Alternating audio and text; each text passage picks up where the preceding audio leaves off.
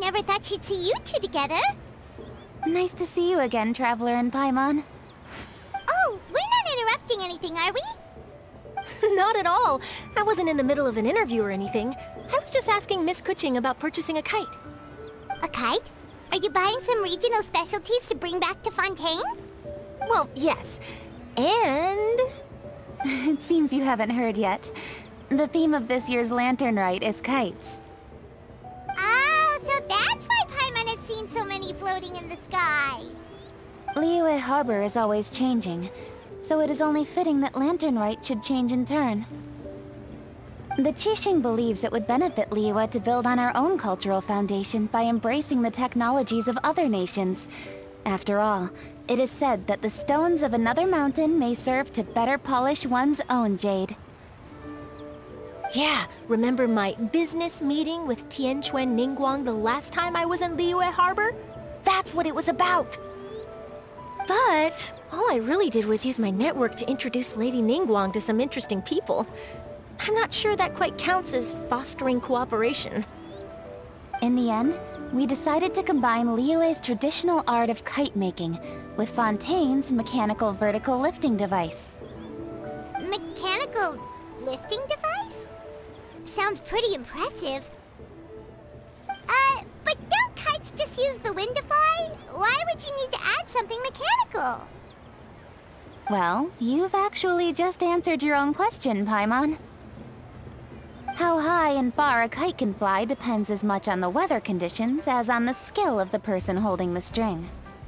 But as soon as there's no wind, you can only flail about helplessly like a sweet flower medaka out of water. Exactly. Liyue is now a nation ruled by humans after all.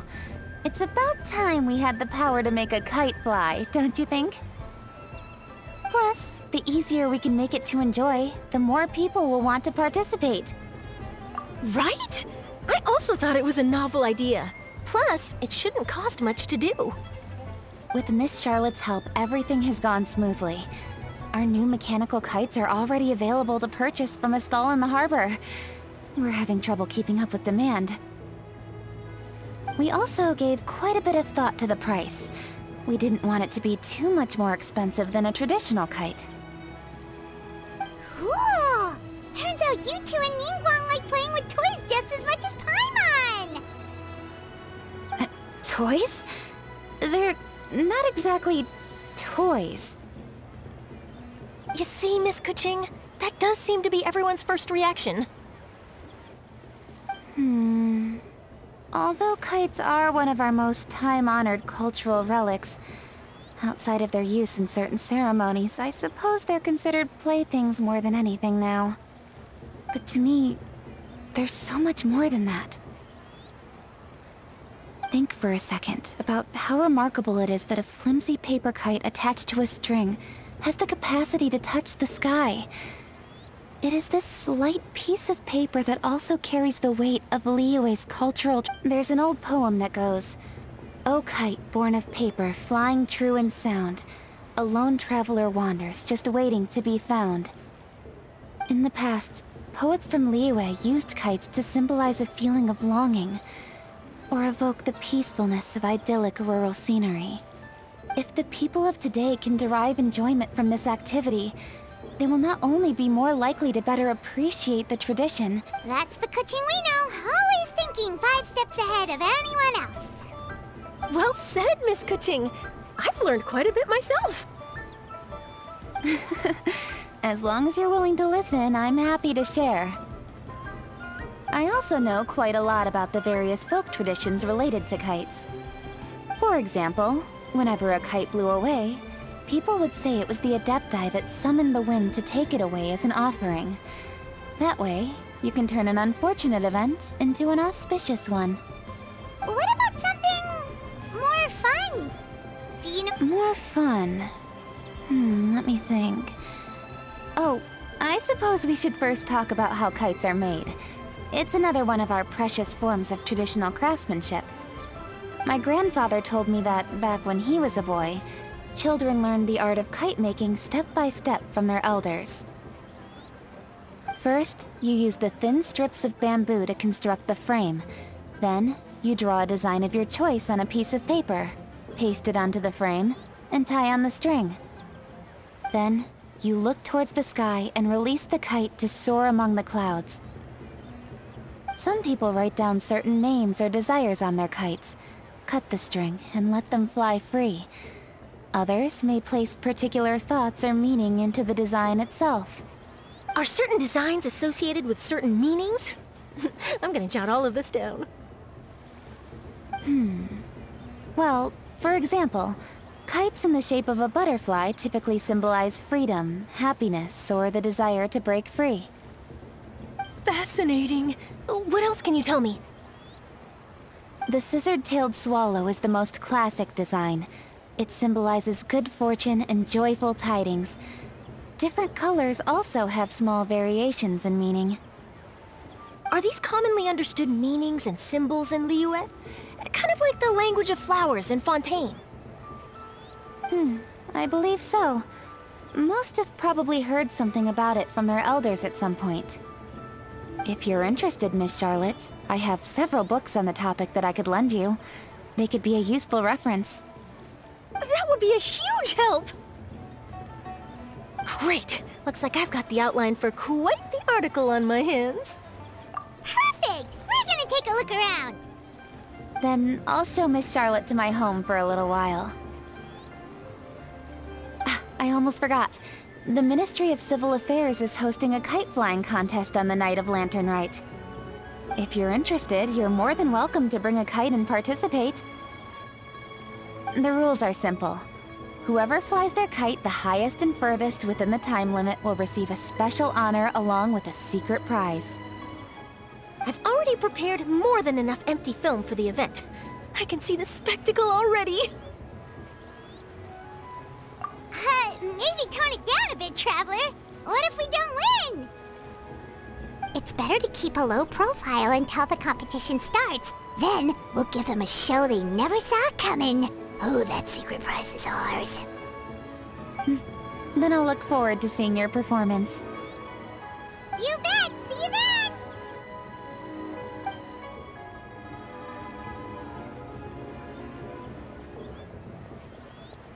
Wait, Traveler?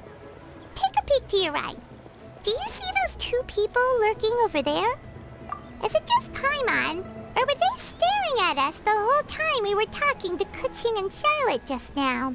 They seem fishy. Great, so it wasn't just Paimon. Do you think they could be treasure hoarders? They always seem to be stirring up trouble during Lantern Rite. Oh, Paimon's sick of waiting around for something bad to happen. We should strike first, you know. Foil their plans before they even begin. You go right, Paimon will go left.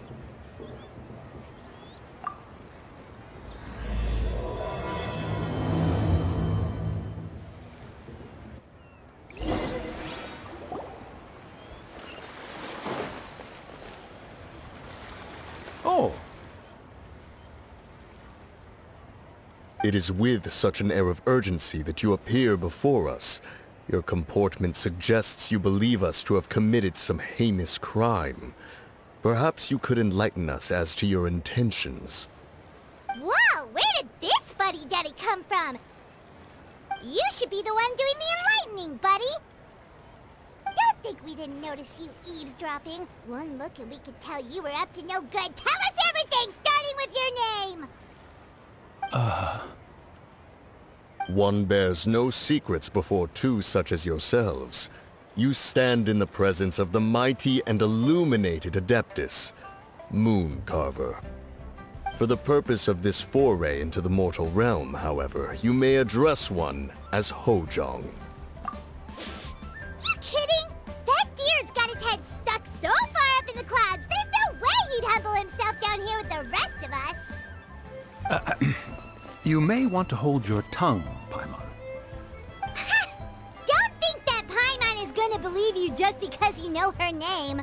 Let Paimon guess. You're supposed to be Mountain Shaper, right? Indeed. Mooncarver and myself have descended upon the mortal realm for a visit. The two of you may call me Jiahu. Huh. Looks like you did your research. But in our experience, the harder you try to lead us on, the more likely it is that we've got a big fish on our hands. We'll go straight to the Millilith and have you arrested for impersonating a deaf guy. Preposterous! Utterly preposterous! Right. Tell us something that only an Adeptus would know. And it better not be some common knowledge that any person on the street could tell you. During the last lantern rite, we gathered at Mount Hulao with Rex Lapis and made use of Cloud Retainer's supreme cuisine machine to prepare bamboo shoot soup. Perhaps you have some recollection? The flavor of that soup was more than enough to whet one's appetite. As such, Cloud Retainer assented to my use of the device beyond that singular occasion, providing other recipes to boot. Since then, one has dabbled in the pleasures of the culinary arts whenever time allows. Dabbled? Upon one's last sojourn to your mountain, did you not immediately attempt to hide the device behind a chunk of amber as soon as one's presence was known? Did one not speak up on your behalf but a moment ago? This is how you choose to repay that kindness? One is simply trying to emphasize the veracity of our claim. That does not mean you should reveal personal matters so readily. They might think one bears no difference from Cloud Retainer. Forget it. One does not have the breath to waste on such petty trifles. That might have been more detail than we needed. Seems like you two are the real deal, and Paimon's sorry for suspecting you. But, for beings as forgiving as yourselves, this is just water under the bridge, right? You indeed have an agile mind. Cloud Retainer was not mistaken in her high estimation of you. Paimon's still curious about something. It's just... Paimon can understand why Mountain Shaper is here, but why did you decide to come to the city, Mooncarver? It's not really your thing, is it?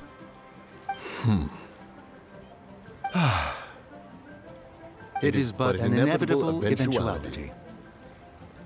Long have the mountains remained strangely idle since Cloud Retainer's move to Liyue Harbor. With Lantern Rite near at hand, one would expect Cloud Retainer to provide us with an account of the festivities in advance. Yet to this day she has failed to appear. Cloud Retainer is hardly the forgetful sort. One must never rest idle in the face of that which demands action. And since our acquaintances dwell in Liyue Harbor, we had to travel here in human form to avail ourselves of their aid, Cloud Retainers in this case. But a moment ago, one heard you speak of a mechanical kite of sorts. It appears the essence of the situation has hitherto revealed itself. Now it is time for one to retire back to one's abode. So, you're not looking for Cloud Retainer anymore? Perhaps there are aspects of Cloud Retainer's temperament that remain opaque to young Paimon. Given one's understanding, one can only imagine the anger that now consumes her. Cloud Retainer is of a proud and arrogant disposition. She holds the belief that her skill in mechanics surpasses that of all others.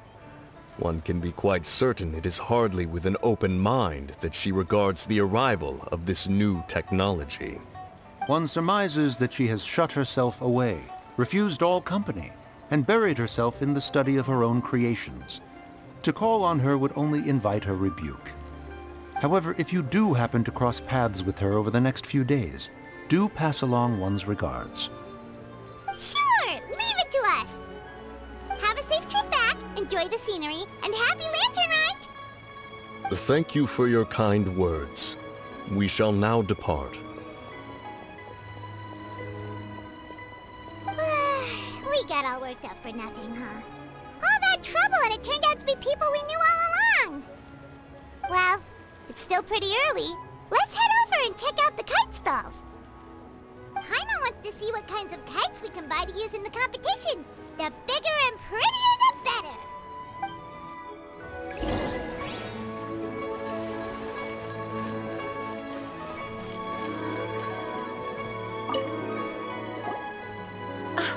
Well, Welcome! Are the two of you looking to buy a kite? Would you like me to go over the different designs? Ooh! A scissor kill swallow! And a butterfly! And... oh! This jade chamber design is our newest. It's been selling like crazy over the past 2 days. Does it also have a unique meaning? Of course. The jade chamber symbolizes wealth and abundance. The kite bearing its design is said to bring riches in the future to those who fly it. Oh, now that's Paimon's kind of kite! I apologize for the interruption, but are all your wares in order, Miss Genuine? Yes, they're just over there. The paper, bamboo, and dyes. All the necessary kite-making materials. Wonderful! I'll pack them up and get a guard to deliver the goods to Yilong Wharf for you. Yilong Wharf? Oh, wonder what that place is like during Lantern Rite. Paimon would love to go take a look. Well, if the two of you are interested in going to Yilong Wharf, then could I trouble you to find Gaming and deliver these goods together? Is Gaming the guard you just mentioned? Well, yes. The communications office handles shipments and transports around Liyue. He works for the Secure Transport Agency, one of our sub-organizations. The problem is, many of my colleagues have taken leave during Lantern Rite to spend time with their families. So, our available workforce has seen a dramatic decrease recently. If you were willing to help out, then I could get a head start on my next appointment. You do seem really pressed for time. Oh, wonderful! You will of course be compensated for your efforts. Now, at this time of day, Gaming should be somewhere in the vicinity. Just follow the main road until you see the head of a Wushu dance costume. Be sure to come back if you'd like to buy a kite. I'll even give you a discount. By the way, do you know my aunt? Everyone calls her Granny Sha. I've heard her mention Gaming before. Apparently...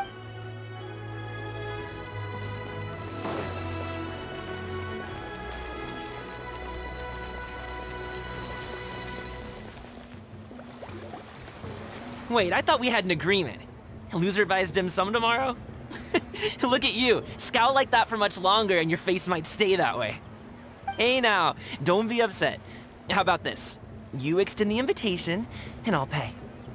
No way, Gaming. You're always the one picking up the tab. I'm not trying to be a sore loser. I just didn't expect you to come from behind to win like that. That was nothing. All in a day's work, friend. Perfect! Gaming is here! Sorry to interrupt, Gaming. We just spoke to a guy from the communications office who needs you to deliver some goods to Yilong Wharf. Oh, that must have been Longzhou. Looks like I've got work. Gotta go. Sure, go do your thing. Let's have a rematch when you get back. I won't let you win so easily next time. Alrighty, you can hand the goods over to me. Must have been heavy hauling them all this way. Let me take them off your hands. It wasn't that bad. It's just some kite-making materials. Plus, we didn't have to walk very far. Kite-making materials. I see. I'm glad it wasn't too much trouble, Paimon. Still, I owe you one. Ah, and you must be the traveler. It's nice to meet you. Thanks for your help. Huh? You know us? There probably aren't many in Liyue who don't. I've heard quite a bit about you two. You're quite well known around these parts. Oh, and please excuse Longzhou if he forgot to thank you. Take my thanks in his place. He's a good guy. He's just been super busy lately, running around from place to place. Don't be too hard on him, yeah? So, you here for Lantern Rite? Yep. It's always so lively this time of year. We were actually hoping we could tag along to Yilong Wharf and have a look around. Perfect! We'll go together then. I'm good with directions, so just follow me. Trust me, I know my way around. We can exchange stories. Oh, and there are a couple of good places to eat along our route. We can stop and grab. The ingredients are fresh, the portions are generous, and the prices... Order anything? Hey, did you really have to call Paimon out like that in front of our new friend? Don't worry, I understand. I joke around like that with my friends, too. It just shows... Do you need to pack anything up before we hit the road? I can wait. Nope, our things are always packed and ready. We're pretty much travel experts. experts at this point. Oh, that's right. Then let's get going. If we run into any trouble, you can count on me to protect you. I am a guard, after all.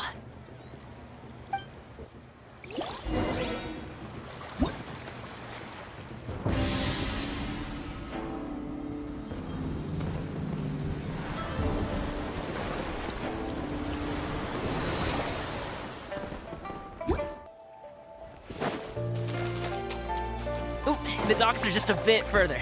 One step at a time. Hang in there.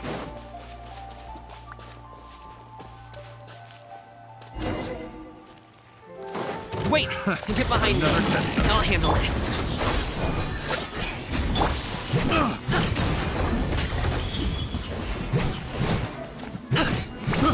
I got careless.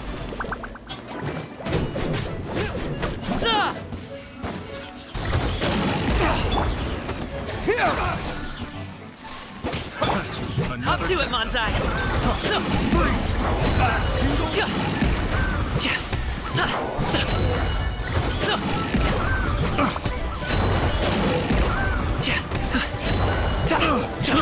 I got careless. Propagate!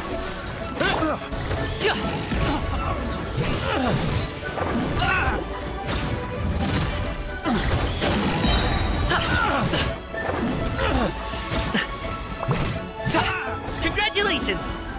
Mighty mythical beast! Terminate! Scatter!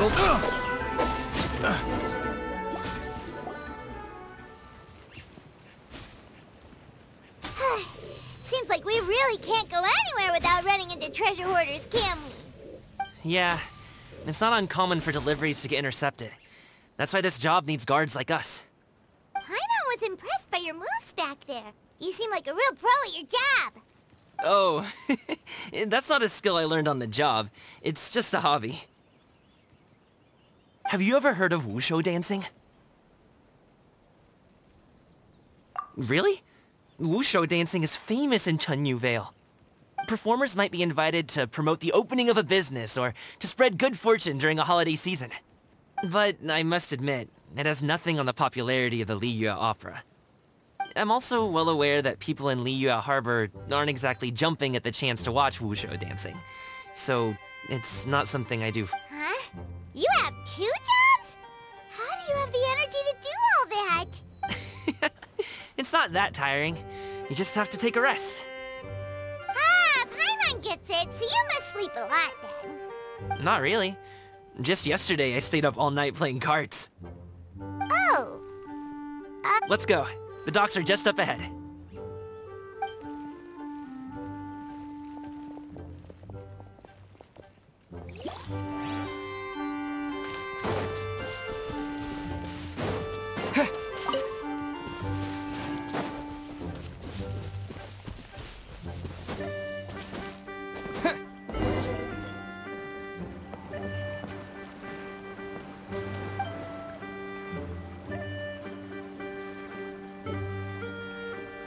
Finally, we can rest. Ooh, Paimon's shoulders are so stiff. And her stomach's so empty. Sorry. Did I push the pace a bit too much? I mean, you were the ones who said you were travel experts. Liyue is just too hilly. Floating up and down so much. Where's Paimon out? Aw, would you like some winter melon cake? I have some on me that I bought from a store. Yes, Paimon will take all you got. You might want to pace yourself there, or you'll be too full to eat a proper meal later.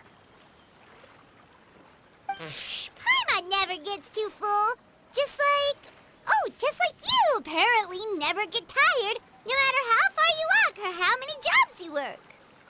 Ah, I see. Then here you go, Paimon. And for you, traveler. Enjoy. And here's some for you too, Uncle Bosu. Don't think I forgot about you, my friend. I'll just...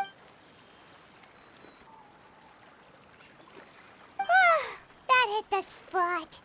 Paimon thought she was going to starve to death for a minute there. That close of a call, huh? I've been eating winter melon cake ever since I was a kid. You can buy them from all sorts of places, whether it's a small vendor on the side of the road or a big restaurant in the city. but each place produces cakes with a slightly different flavor. If you like these ones, I can give you the address of the shop I bought them from. I'll just have to check when we get back. Oh, all my jabbering must be making it difficult for you to enjoy the scenery in peace, huh? Don't be afraid to tell me to zip it for a little while, okay? Really, I won't be offended. It's okay. Paimon is kind of enjoying listening to your chitter-chatter.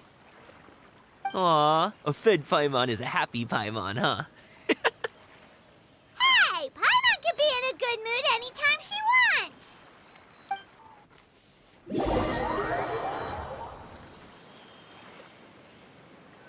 Need some fresh bamboo for this.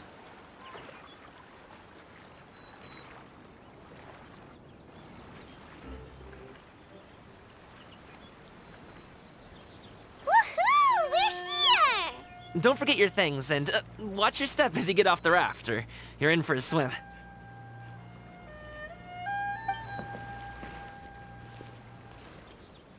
Thanks for the ride, Uncle Bosu. You take care of yourself now. I'll see you some other time. Okay, follow me. This way is fastest. We'll have to take the elevator up to the secure transport agency.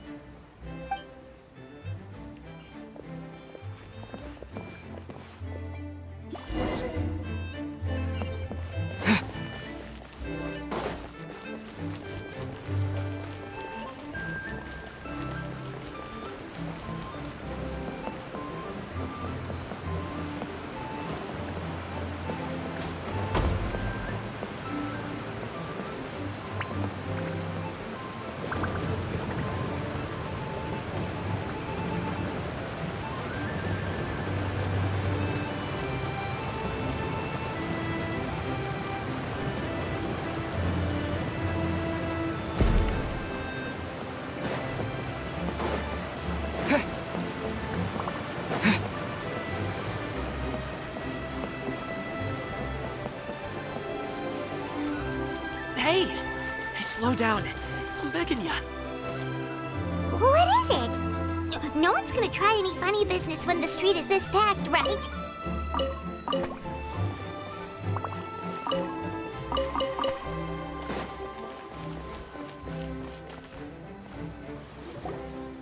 Oh, well...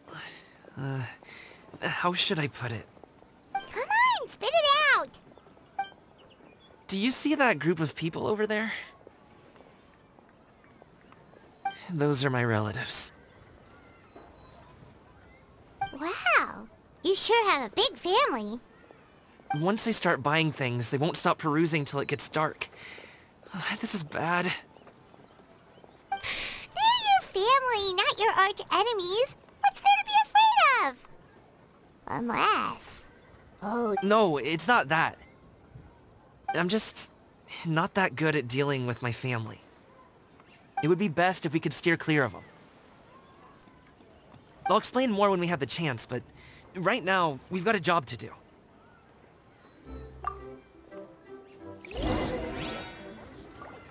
The left side looks pretty packed. Let's go straight. Slow and steady wins the race.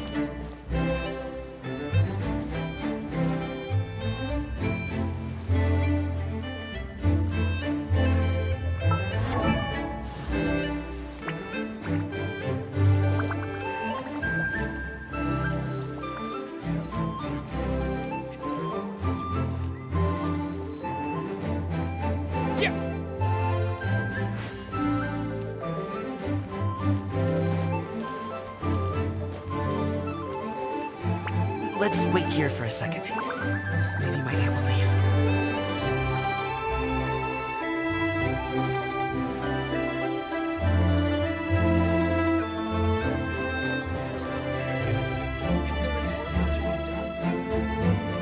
She's gone! Let's go!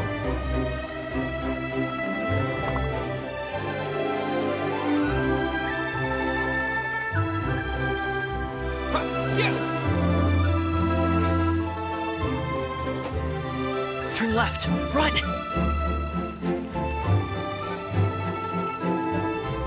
To the right and... Wow, you guys are good! I'm impressed. That was nothing. It was a piece of cake. Oh, Winter. You really liked it, huh? Ooh, you know what? I'll buy you a whole bunch and pile them so high you could swim in them. As long as you don't wind up drowning, Paimon. Hey, Uncle Jirgwe. These are my friends, the Traveler and Paimon. They came to deliver some goods with me. So, I guess I'll go ahead and take these over to Uncle Yongzan then? Yes, thanks for your hard work. I should thank you both for your trouble as well. Please take a seat and rest for a bit. I'll prepare some tea. No need. We'll be off soon anyway. Hey, we're already here, aren't we? No harm in taking a load off for a bit. Plus, I know the Secure Transport Agency has some great Songhua tea stashed around here somewhere. I promise you, one sip and you'll be hooked. Anyway, you just sit down and relax, Uncle Jirgwe. Who would I be if I just sat here and let you go through all this trouble? Leave this to me. I have to be up and about to drop these goods off anyway. What's a little extra time on my feet? Oh, you aren't too picky, right, Traveler? I know Paimon prefers things on the sweeter side, so I won't steep the tea too long. Aw, you noticed what Paimon likes? How long have you two known Gaming? Oh, not long at all. We just kind of tagged along on his trip to Yulong Wharf. He's just a super welcoming guy. We became friends, you know, just like that. That's just how he is. He's the attentive sort. Really knows how to look after his own. A while ago, one of our guards had to take off work. Said his joints were hurting due to the rain. Gaming personally went all the way to Boo Boo Pharmacy to get some medicine for him from Dr. Baiju. That young man has such a good head on his shoulders. How can anyone not love him? I mean, there is his dad, but, well, ask anyone else, and... Uncle Yongzan says he doesn't have the personnel to spare for this delivery right now. So what do you think, Uncle Jirgwe? Should I go ahead and deliver it instead? It feels like we've troubled you enough already. It's kite-making materials, though. Could be for a kid. I'm sure the sender wants it delivered before Lantern Rite. Oh, by the way, here, have some tea. All right, then. Deliver it if you want to. Ooh, are you free in 2 days? How about we grab some dim sum from Shinya Kiosk? My treat. Whoa, that's way too generous of you. Don't mention it. Just think of this as a thank you for all your help. Besides, the thing between me and my family... Sounds good. Paimon never says no to free food. Alright, then I'm off. See you in 2 days. Oh, and Paimon, make sure not to eat too much before then. Don't say I didn't warn you. Is he underestimating Paimon? Ha! She's just gonna have to show him how much she can really eat. Anyway, is Gaming's family situation really that complicated? He has such a happy-go-lucky personality. Plus, he's an enthusiastic and diligent worker. It's hard to imagine a guy like that being troubled by much. How should I put it? Since he already plans to tell you himself, you don't need an old man like me to add my 2 cents. You seem to be around the same age, so you might have a lot in common. Perhaps you could help him talk things through. Consider it a favor to me. If you have the time, maybe you can make a little flag for us to wave. It can say, "We provide aid in spades." Couldn't hurt. Well, I can certainly arrange that. Is there anything else you wanted to say? Wait, seriously? Paimon was just joking, but... Seems like Gaming really has rubbed off on you. Would you like some more tea? I think there's some left. No thanks. We came all this way and still haven't gotten a chance to look around the wharf. We should see the kinds of kites they got. Maybe they'll have ones you can't... All right, then. Please do let me know if you'd like more tea. You're... I never knew how awesome it is in Chenyu Vale.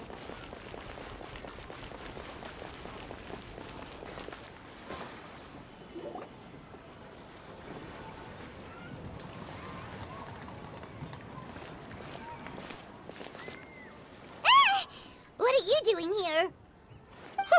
The way you speak, one might have presumed you were displeased to be in one's presence. Take note, Paimon. You could learn a thing or two about how to respect your elders. Ugh, starting on the elder stuff already, huh? Shouldn't you be back in your cave tinkering away at some kite-related thingamabob or something? What brings you out here? And what's with that huge box next to you? Ah! Paimon gets it. You're here to do some shopping, aren't you? And what of it? The Qixing's decision to integrate Fontanian technology into said kite-flying competition is of no consequence to oneself. Did you expect one to willfully compete against the whimsical trends of worldly sentiment, or perhaps even fall to petty sulking over such? It's not that we think those things exactly. That's just what Mountain Shaper and Mooncarver told us, or Tia something and Ho... Paimon can't be bothered to remember what their aliases were called.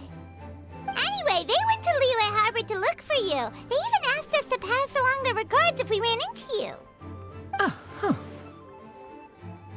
Tianyun?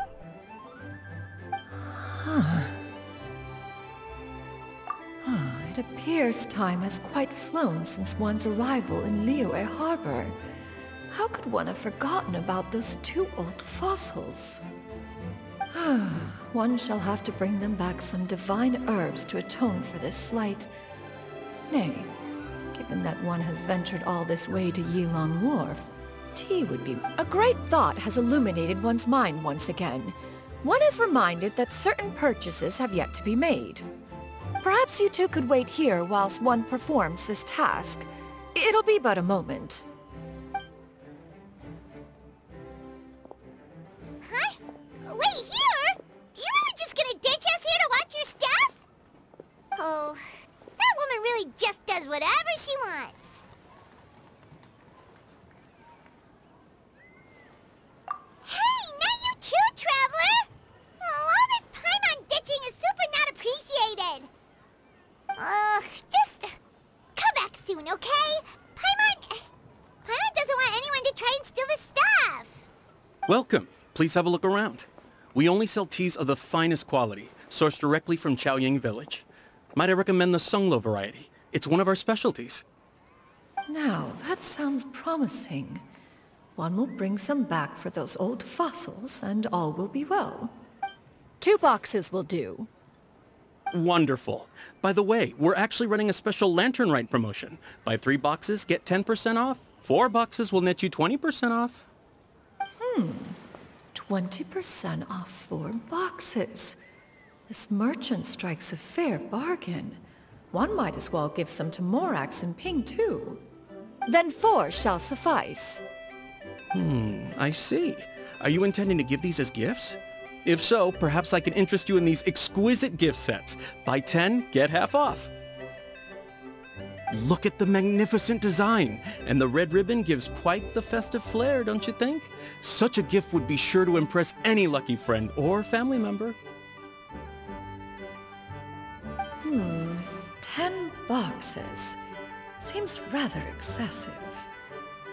But if one factors in the Conqueror of Demons and one's disciples... 10!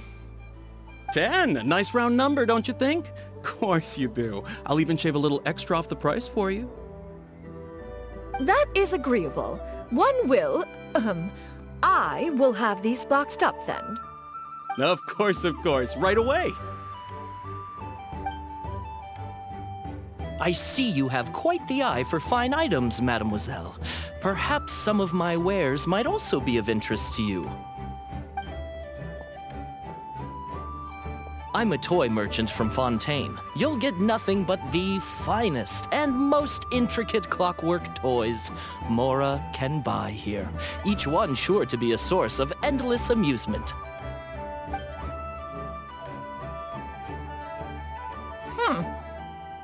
Perhaps you could enlighten me then. When should said amusement be derived?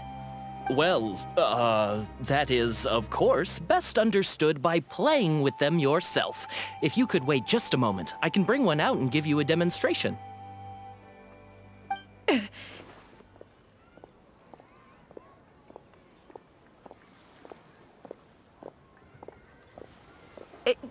There is no need for that.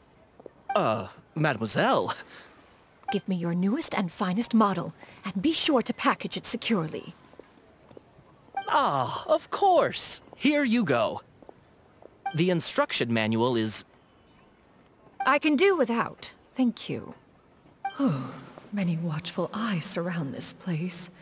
If one were to be spotted purchasing a mechanical toy such as this, a child's plaything no less, it would only... There is no harm in bringing it back to study in secret.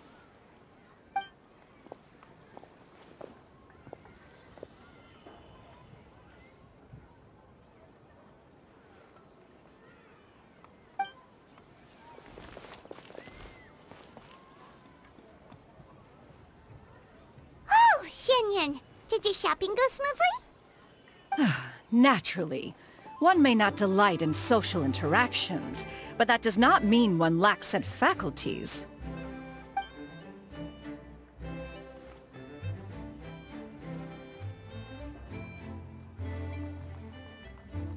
And you two? Are you not here to purchase things? We just haven't had time yet. It doesn't look like there are any kite stalls around Elong Wharf. But it does look like there are lots of goods from Fontaine. You are also planning to participate in the kite flying competition, then?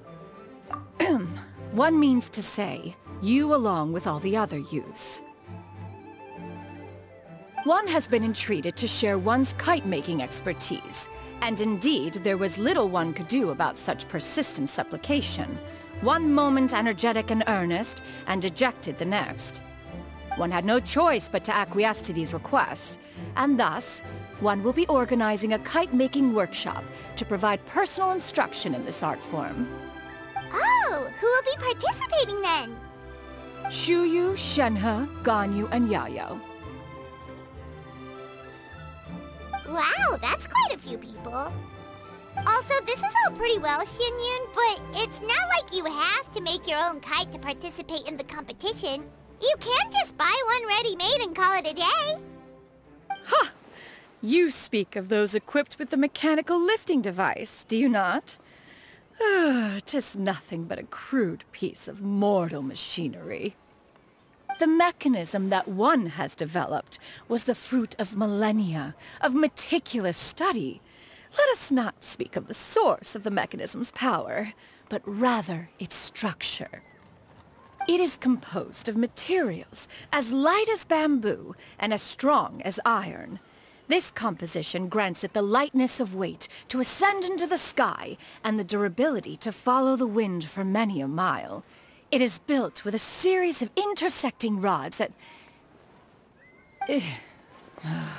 Never mind. It is unlikely the two of you will understand, even should one expend the effort to explain. One is better off saving one's breath. It sure seems like you want to talk about it, though.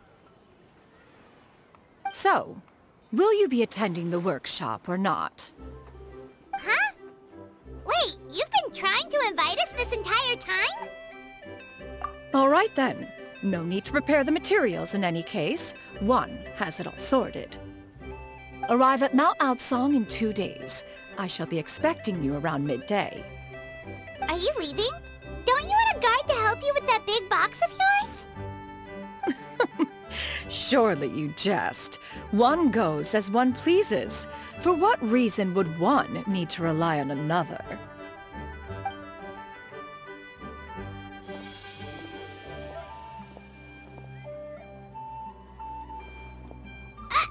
It can float? What kind of invention is that? One calls it the floating toting device. Huh. She seems pretty proud of that one. Look at her walk down the street. She seems so confident, but everyone around her is looking at her all funny. Paimon wonders... never mind. But anyway, that box of hers seems to be full of those mechanical lifty thingamabobs. Not that Paimon was peeking or anything, she just... got a bit unsteady for a second and accidentally brushed the embroidery on top. And wouldn't you know it, all the stuff inside almost came bursting out. Paimon even went out of her way to keep it all together. Up Paimon say is that Xianyun sure does try hard to save face. What did she call it again? A crude piece of mortal machinery? Paimon bets she just can't wait to take it apart and see how it's made. Totally. We should probably act like we didn't see anything, though. You know, in consideration of her feelings and all. After all, that is the propriety with which one should comport oneself. When...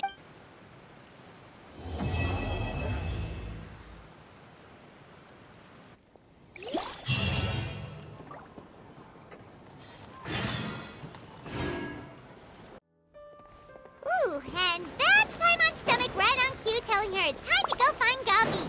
Let's go!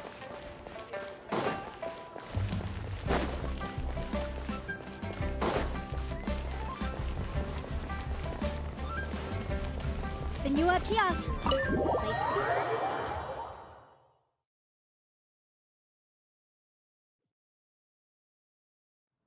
Oh, you're here early. I just ordered. The food should be out in a second. Sit down, sit down. Let's all take a seat!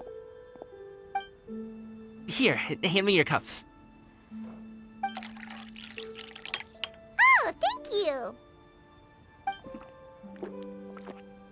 Wait, you weren't supposed to drink that, Paimon. That was for you to rinse your utensils. That's a thing?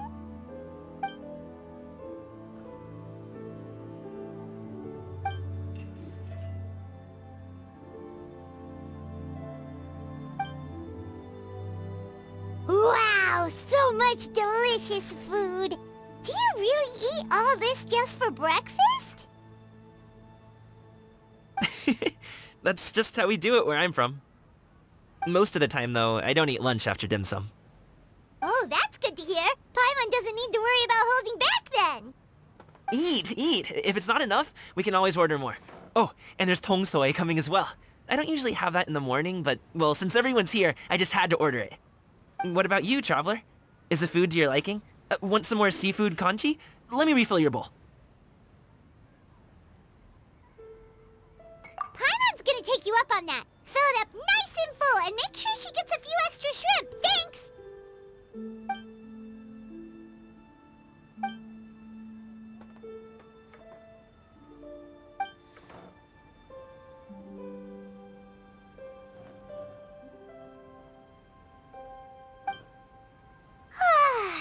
So full. That meal was so satisfying, it even gave Paimon some extra brain juice. Oh, listen! Paimon's figured it out. Let's think about this for a second, Gaming. You invited us to this awesome restaurant and ordered a whole table full of expensive dim sum just for the three of us. Well, that would explain why you try to keep your friends and family away from each other. Are you confusing me with Xingqiu? Huh? You know Xingqiu? You sure know a lot of people. Well, when you're on the road as much as I am, you hear all sorts of rumors. Sometimes they're true, sometimes they're not. What it comes down to is being able to tell the difference. More often than not, that means knocking on some doors to find out for yourself. Oh, you truly are a man of many talents, young Master Gaming. Okay, enough with the teasing. Sorry to burst your bubble, Paimon, but you're wrong about my family situation. What? Oh, Paimon thought she was onto something there. My dad is just an ordinary tea merchant. Small-scale stuff, you know? It wouldn't even make sense to mention his business in the same breath as the Feiyun Commerce Guild. My dad... he always wanted me to inherit the family business. To be a merchant like him. But that's just not who I am. It's not who I ever wanted to be.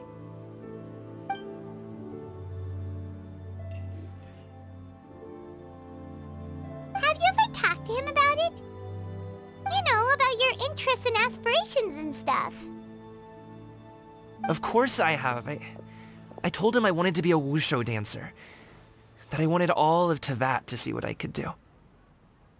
According to my dad, though, that wasn't a real job. Just a child's pipe dream. Oh, that's terrible.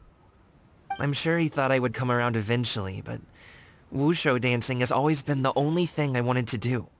One day, he tried to get me to visit some other tea merchants to start building the right relationships, but I refused to go.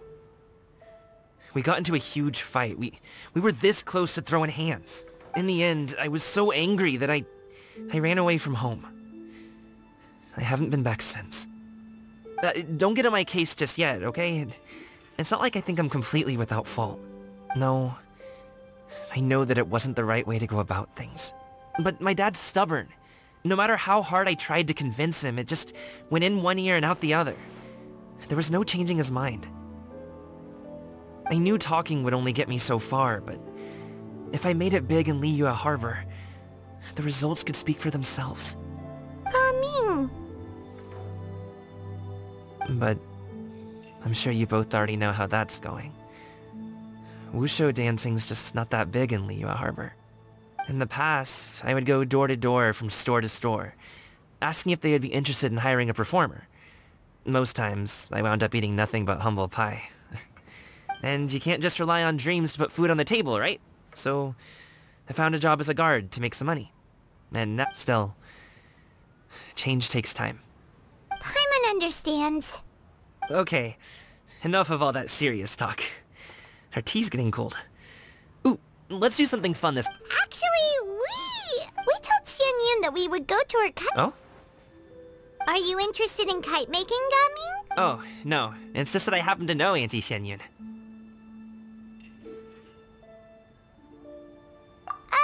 Do you not know who she really is, Gaming? Oh, I know that she's an Adeptus. I met her during a delivery once. But hasn't she been in the city lately? She's even tried, with some limited success, to change her terms of self-address. She came to see me a few days ago to ask about luminescent dyes. Oh, wait a second. She doesn't plan on putting those on a kite, does she?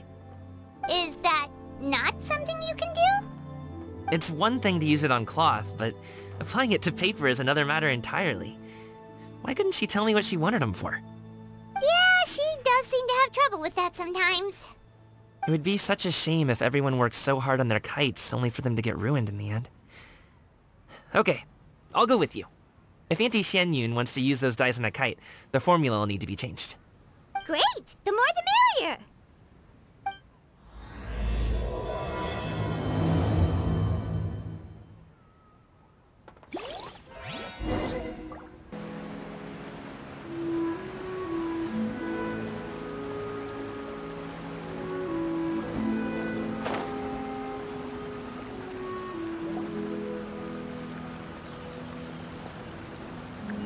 Ganyu!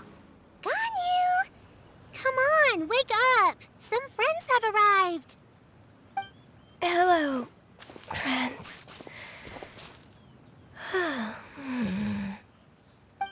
Ganyu! Oh, I have some mint oil. Perhaps we should try that. A guest at Wanmin restaurant recommended it to me. I've tried it. Its stimulative effects are much stronger than what can be achieved from chewing on mint leaves alone.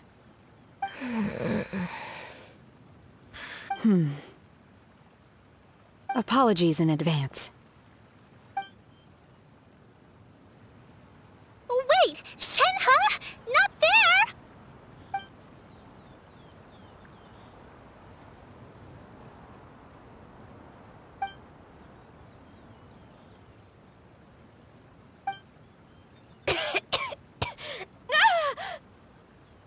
See? It worked.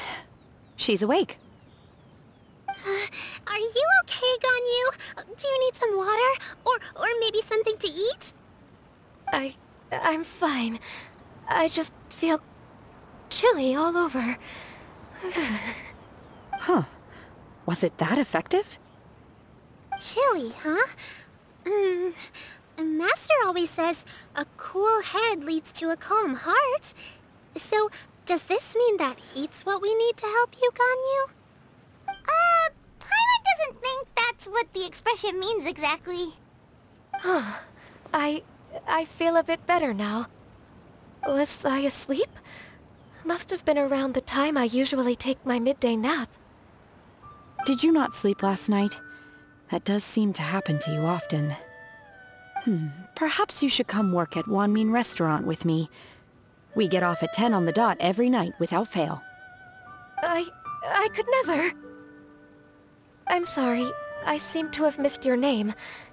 You are... Me? My name is Gaming. I work as a guard for the Secure Transport Agency. Gaming. The name sounds familiar. I believe I've heard your name mentioned around the Ministry of Civil Affairs. People tell me you're an extremely enthusiastic worker, and you are very generous with your help. Well, you know me. Or, I guess you don't. My name is Ganyu. This is Shenhe, and this is Yao Yao. It's an honor to finally meet you all. Oh, you must be here for Auntie Xianyun's kite-making workshop, right? Yes. I have neither made nor flown a kite before. As long as Master is willing to teach, I am willing to learn. Me too! I want to participate in the kite flying competition with my best friend! Plus, it's more meaningful if you make the kite yourself, right? Your best friend didn't come with you? Well, Chi-Chi's been super busy helping Dr. Baiju lately. I'll meet up with her later and give her a huge surprise. Oh, I also brought bandages and ointment with me today. It's easy to cut yourself when working with bamboo, so I thought I should come prepared. Wow, you're really thoughtful. As for myself, I'm afraid I lack some of my companion's enthusiasm. I was originally planning to buy a ready-made kite and just enjoy the festive city atmosphere with everyone. But Cloud Retainer is always going out of her way to look after her juniors, wanting us to have the best there is. She always puts us before herself. It was so thoughtful of her to arrange this workshop, so I simply couldn't let such consideration go to waste. My motivation for being here might be a little different, yes, but I'm ready to put in just as much effort as everyone else. Well, we're all here, but where the heck is Xianyun? Shouldn't she... Who is it that speaks of oneself in such an ill-tempered tone? Oh, come on! You clearly heard Paimon! Master stopped to buy grilled tigerfish to share with everyone. Come get it while it's still warm. Oh, Paimon, sorry, Miss Illuminated Bird! Paimon always knew you were the smartest, coolest, and prettiest Adeptus. Someone as wonderful as you is sure to have brought enough for Paimon as well, right?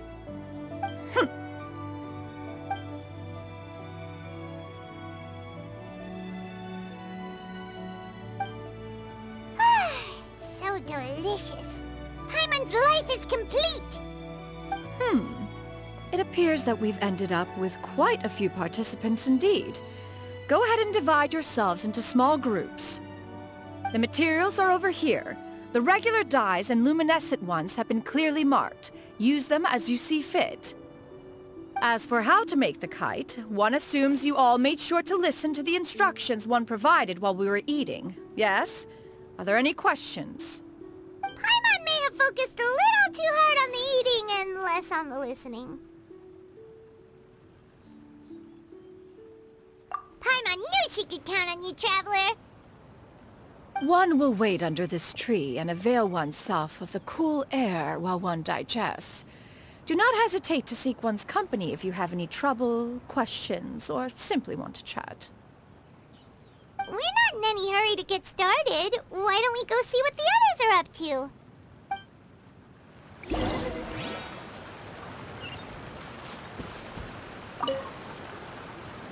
Hey, Gaming! Want to team up? Huh? I have to participate? I thought I'd be done for the day after adjusting the dye formula. You're that unenthused by kite making, huh? That doesn't seem like you. No, it's not that. It's just... it would take too long to explain. I guess I'll just make one then. What shape should we go with? How about a butterfly?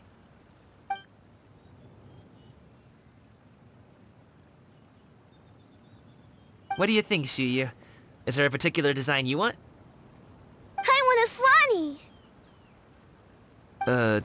That might be a little hard to pull off. True, but I still want to try. They're super cute. Okay, it's decided then.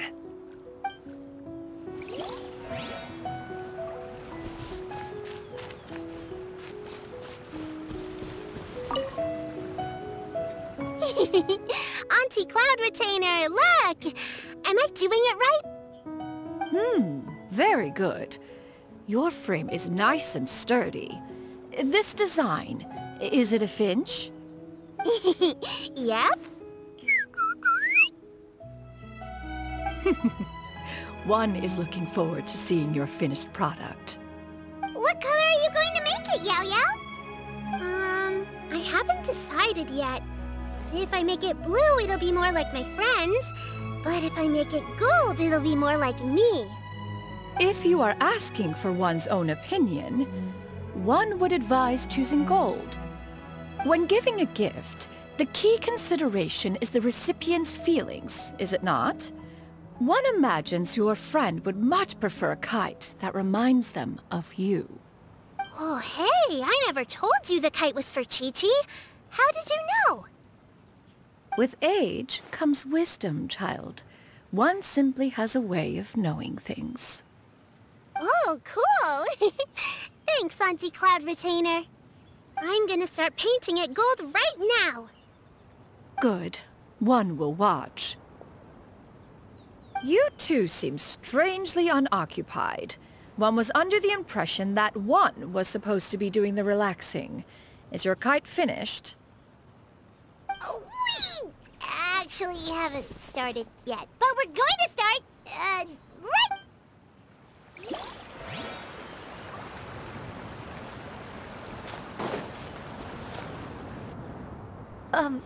Shenhe, it would be great if you could refrain from putting things on my horns from now on.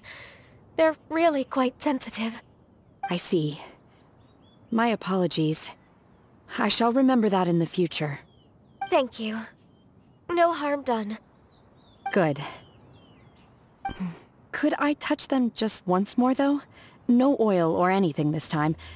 I've just always wondered what Miss Ganyu's horns feel like. Huh? Please, I told you. Just call me Ganyu. Well, alright. Just be gentle. Firm to the touch with no discernible temperature. Oh, not unlike certain medicinal plants I've eaten before. Still, Ganyu appears to be shaking like a cat whose whiskers have just been touched. I should stop. I see. Then I'll apply the oil to your forehead next time. Oh, no need. I'll just refrain from taking afternoon naps outdoors. Anyway, we should probably get started on our kite. It won't be long before Cloud Retainer comes to check on our progress. Perhaps we should just choose the most traditional style. Okay. Well, they seem to be getting along swimmingly. Let's not disturb them. We should get started on our kite now. Let's go!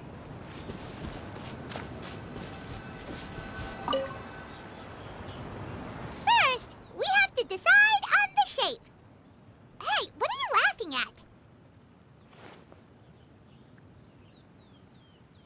Oh, that's not a completely crazy idea. If nothing else, a Paimon-shaped kite could at least make sure you never get lost on your travels and always find the tastiest food and funnest things to do wherever you go. Maybe we're not exercising enough artistic license. Ooh, we should exaggerate this a bit. How about this? The word Paimon means the guardian angel of travelers.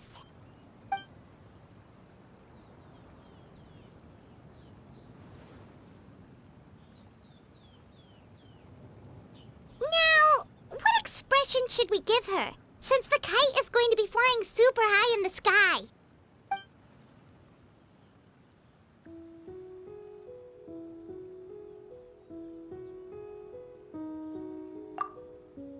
It's too high! Someone save Paimon! She's about to faint! Like that?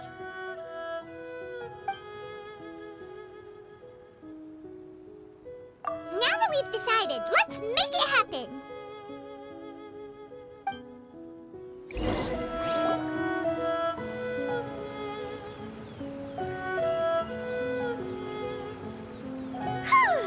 It's done! Paimon has to say, Kite Paimon might even rival real Paimon in terms of cuteness. Now we just have to attach the string, right? All right, gather around, everyone. Oh! Shenyun's calling us!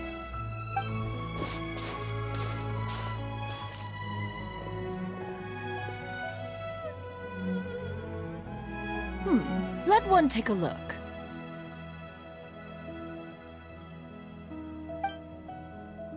Wow! Ganyu and Shenhe made a scissor-tailed swallow! It's so pretty. Yep. The coloring makes it look a lot like Master. If the tail wasn't split in two like that, it might even be a spitting image. If you look closely, there are a few spots where the colors go outside the lines. Did you doze off while painting it, Ganyu? I did the painting.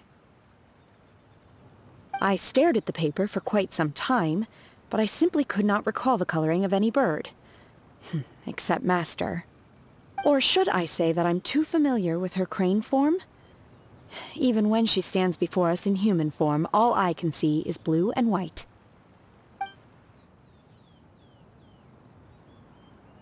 Oh! Well, now that you mention it, Paimon can see it too! Exactly. So I simply closed my eyes and painted from memory. No way.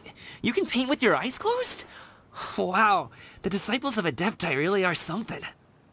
You are most filial, Shenhe. One is flattered by the likeness. The Swanee that Gaming and Shuyu made looks very majestic. I'm sure it'll look even more impressive as it soars through the sky. The eyes and ears glow in the dark, so you're sure to see it at night. Your golden finch is cute too, Yao Yao. It's all thanks to Auntie Cloud Retainer's guidance. What about your kite, Traveler? Ta-da! Here it is! That's hilarious. Why does Paimon feel like you're laughing at her and not with her? I'm just admiring the expression you chose. Whether the kite soars high in the air or comes crashing straight to the ground, it's still fitting. That's quite the impressive feat, actually. Is that the Jade Chamber? Oh?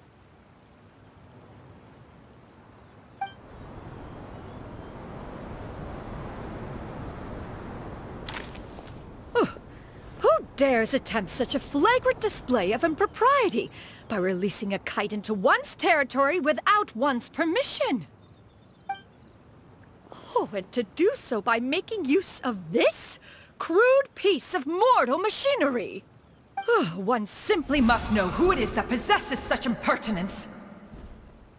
Continue attaching the strings, everyone. One will be but a moment. Cloud Retainer? Traveler, Paimon, could I trouble you to go after Cloud Retainer? Master's going to be okay, right? I'm more worried about the person who released the kite.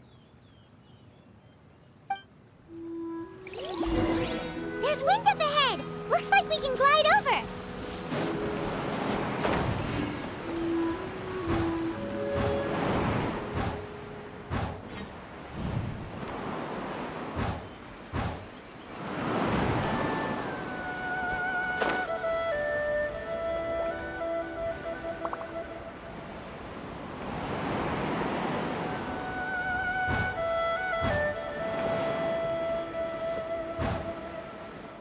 It's right there!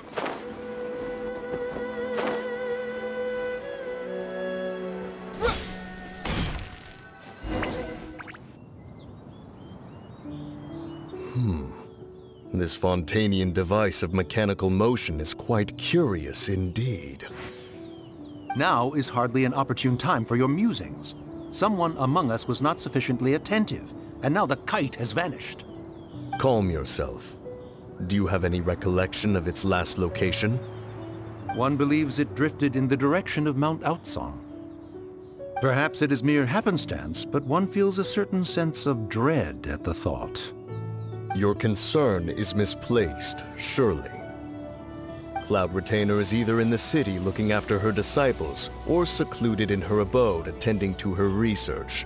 She will not notice that kite. On the subject of said kite, however, one simply must remark on the genius of its windless lift technology. One cannot help but surmise that its ingenuity rivals that of Cloud Retainer's creations. Still thy tongue. If Cloud Retainer were to hear you profess such a thing, we can both say farewell to any further use of the Supreme Cuisine Machine. One presumes that this kite belongs to you. Huh? Regard the situation with which we are now confronted. This is all your fault. One's fault? One seems to recall that releasing the kite was no solitary endeavor. Say something, Mountain Shaper. Surely you can think of something to appease her. Further explanation shall only fan the flames of her wrath. It would be better to stay silent and retire at the earliest opportunity. We can hardly avoid her forever. That may suffice during Lantern Rite. But what about the Moon Chase Festival? Sooner or later, she will discover our true identity. Hello? Go retrieve the kite. Absolutely not. You retrieve it. That is not our kite. Oh, so an adeptus such as oneself is mistaken then? Ah, you're an adeptus? Please forgive us for any impropriety. I truly possess no inkling of who could have released a kite into your esteemed domain. Pray, who could be responsible for such wanton behavior?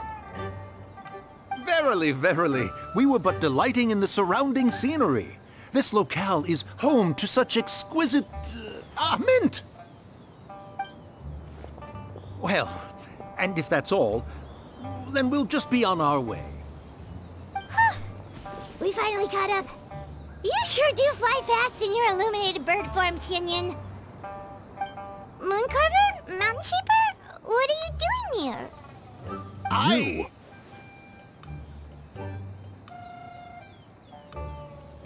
Okay, now Paimon's getting a weird vibe. Did she say something wrong? It is of no consequence. Long has one seen through their disguises. One was simply curious as to how long they would keep up the act. Then you are not angry? How could one feel anger at the sight of two old friends enjoying themselves? One is also well aware of how enticing these city novelties can be. We were simply consumed by a fit of festive spirit. Seldom do we get the opportunity to partake in the delights of the times. However, we are far from being as adept as you in matters that require a deftness of hand. No worthy kite could be born of our own making. Thus, we could only take the convenient route, so to speak. Your prowess in mechanics is unparalleled, Cloud Retainer. You wield the wind and waves themselves. Your singular talent stands unmatched across the land. Of this, we are well aware. One has guests to attend to. We will have to convene again some other time. Traveler, Paimon, do try to keep up. We're leaving already? All this flying from place to place is wearing Paimon out.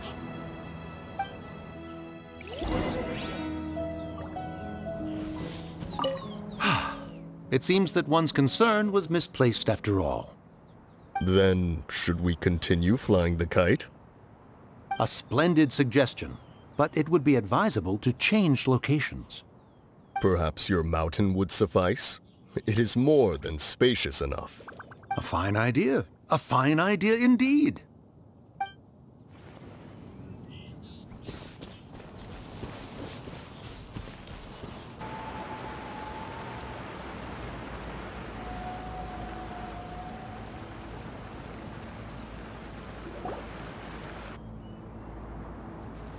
They're back.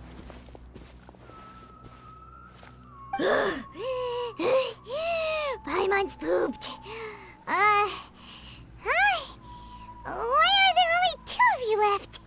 After you left, Yao Yao and Shu Yu tired themselves out playing with their kites. Gaming offered to escort them home.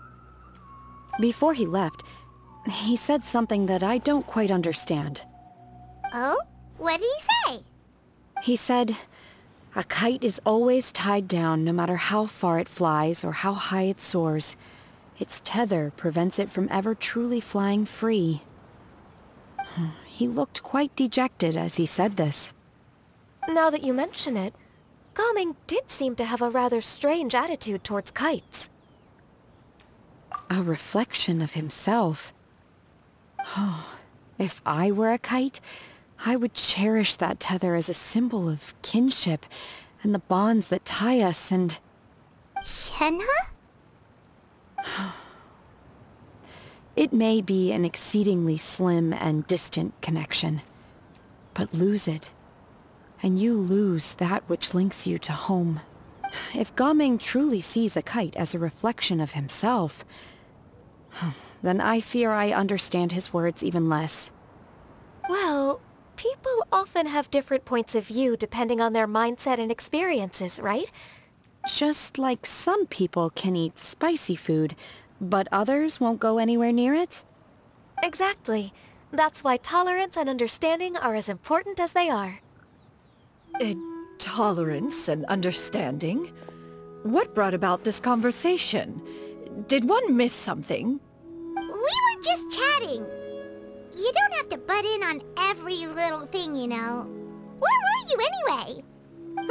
One was merely doing a bit of cooking. Night fast approaches. If you are otherwise unoccupied, one would entreat you to stay and eat before you depart. Oh, it's been so long since I've had the chance to enjoy your cooking, Cloud Retainer. Worry not. One has prepared a variety of meat and vegetable dishes. One is more than familiar with everyone's culinary proclivities. Hey! Paimon's hungry too! It's not like the dim sum and grilled fish could keep her full the whole day, you know! Shenhe, Ganyu, come with me. Whoa, what's with all the secrecy? You're not trying to play favorites, are you? If you're ready to serve the food, we can help too.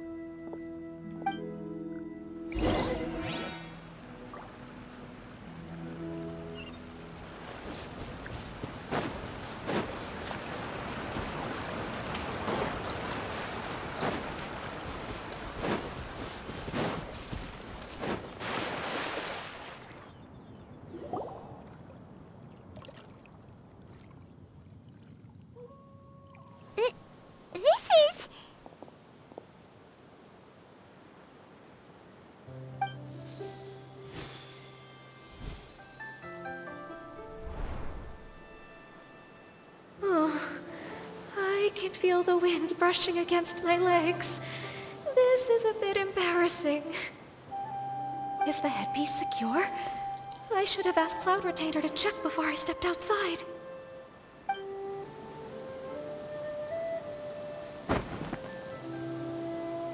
How do we look? She asked them just like that? You look pretty too, Ganyu! Oh, how should Paimon put it? You both look so elegant and refined, though... Given that one employed the services of the best tailor in all of Liyue, what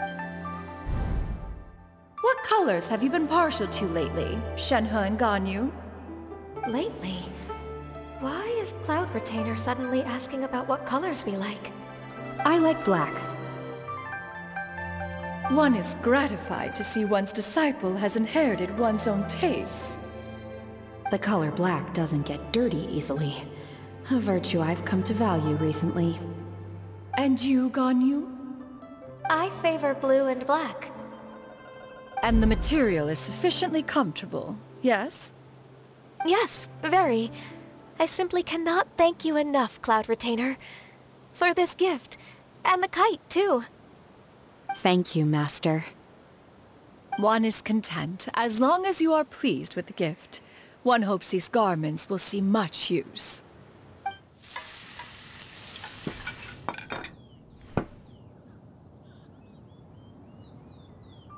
Seems like your supreme cuisine machine is just getting better and better, Xinyun!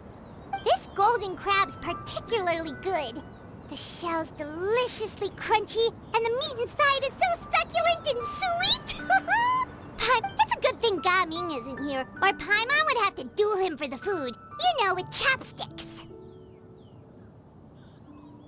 He traveled all this way on account of the kite-making workshop, and he spent the whole afternoon looking after Shuyu. Oh well, one will just have to extend one's thanks in person. It's rare for someone to make such a good impression on you, Cloud Retainer. One has high standards. He appears to be a young man of much merit, and one is not the type who would see such potential squandered. It appears that he wishes to break free from the kite string that tethers him. Kite string? Huh, what strange metaphors you speak in, Shenhe. Ever since you returned from one mean restaurant, your turns of phrase render one at quite the loss. Where do we even begin? Oh, do you know about the conflict between Gaming and his dad, Xinyun? One has only heard that the two are not on good terms. He ran away from home and hasn't been back since. Oh? Ran away, you say? One believes we would all benefit from a more thorough retelling. Start from the beginning. Oh, okay. Paimon just hopes he won't mind. What? This shall not do. Lantern Rite fast approaches. We must make haste. As one was contacting various tailors around Liyue, one could not help but be reminded of Menogias. He possessed a singular talent for clothing design. He had an exquisite eye, not just for fabric selection and color pairing, but also for what accessories could best accentuate a garment's overall styling. At a gathering of Adepti, Bonanis once complained in secret to some of the ladies in attendance that the skirt Menogias made for her was too long and impractical, lamenting that it would only hinder her in battle. However, when one asked Menogias his opinion, he remarked that the train of the skirt would serve to enhance her adeptal countenance by exemplifying a certain elegance. Menogias was that type of person. When it came to topics relating to garments and accessories, not even Rex Lapis could best his stubbornness. And later... one seems to have strayed off topic. One means to say that Lantern Rite should be a day of reunion. It is a time to address problems before they turn into regrets. Fate is fickle. The cruel reality of this world is that suffering and misfortune can befall any of us without design or reason. If there is a chance for young people to remain insulated from this reality, one should do one's utmost to make it so. That's nice and all, but... Do you have any ideas, Cloud Retainer? Perhaps adeptal arts could be of use. No. Mechanics, perhaps. One fails to see its use in a situation such as this. Is there anything I can do to help? Combining our efforts is a fine idea indeed. Aha! One has an idea. How about this? Does that make sense to everyone? Yep. Oh, Paimon really hopes this works. One's designs never fail. Now then, I counsel rest for all, and to make the necessary preparations. One shall see you in 2 days.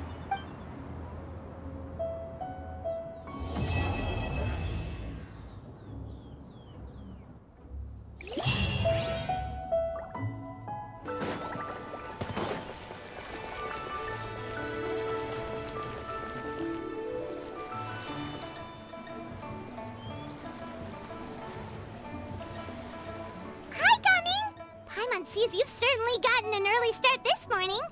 Plank, who won this time? You the one buying dim sum again? Hey, when you put it like that, it makes it sound like I'm always the one losing. Ah, perfect, you're all here. There's an important commission I need your help with. Alright, I've got the time. Where are the goods? It's not just goods this time. I need you to escort a tea merchant and their wares from Chaoying Village to Liyue Harbor. A very important client has requested... Sure. What's this merchant's address? Here.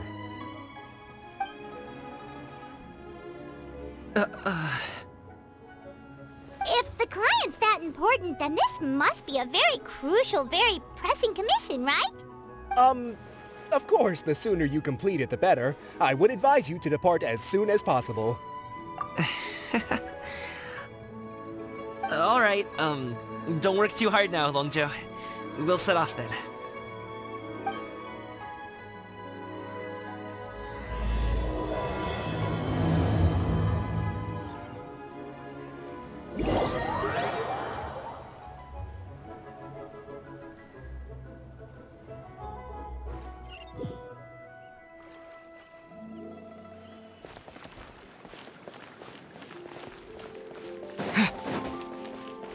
You're a bit quiet today, Gaming. Oh, do you want Paimon to tell a story? We're almost there. I'll take a rain check on that.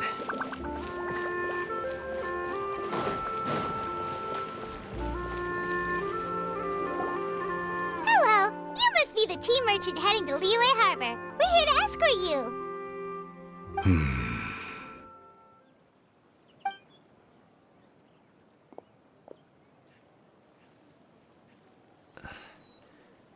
Dad? Oh, so you're Gaming's father. It's nice to meet you. Just leave this delivery to him. Trust Paimon, he's got this in the bag. Gaming is super good at what he does. Everyone at the Secure Transport Agency says as much. Even the Ministry of Civil Affairs has nothing but good things to say about him. Seems like you've made some sort of name for yourself at least. The goods are all in order? Yes, they're all here. Then let's get going. A very important client has asked for you by name. You kinda have to come with us. Paimon doesn't know how we would explain ourselves if you just didn't show up. Plus, you'd be missing out on a huge money-making opportunity. I see. I suppose I will have to trouble you all to escort me, then. Let's go.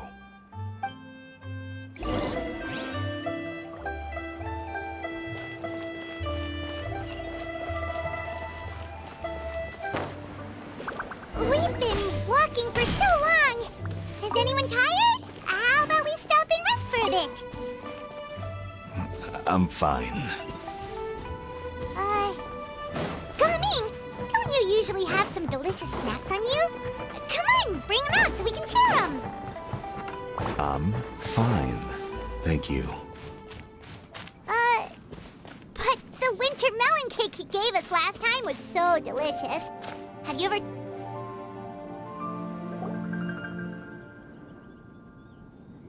This place looks nice and open. Why don't you all rest here for a second? Huh? What about you? You're not going to join us?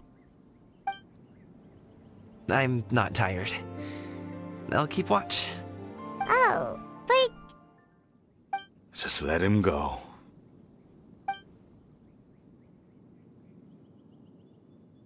Okay, we'll just share amongst ourselves then. Did you know, Uncle Ip, that the flavor of these cakes changes depending on... Halt! Who goes there? It appears that one's movements were overly conspicuous. Enough of your musings. Focus. Focus on the matter at hand. Present your exquisite ornaments at once. Indeed.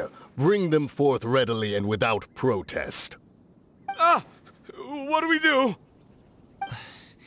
It seems as if these two are acting alone. It won't be difficult to subdue them, but they might have something else waiting in store for Dad. The best way to keep him safe is... Leave this to me. I'll handle them. Traveler, Paimon, take my dad and the goods away from here. No, Gaming. It's too dangerous. This is what I do.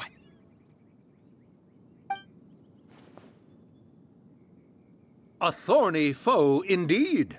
Let us depart and seek a target softer in blows and disposition. Don't think I'm gonna let you off so easily. Away! Let us away! Coming! Don't worry, he's a great fighter. Paimon's even seen him take down a dozen or so treasure hoarders all by himself. But, Coming, If he had just stayed by my side and learned the family trade, he wouldn't have to put himself in such dangerous situations.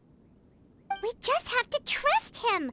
Let's go on ahead. We'd best get away from here, in case there are other bandits in the area waiting in ambush.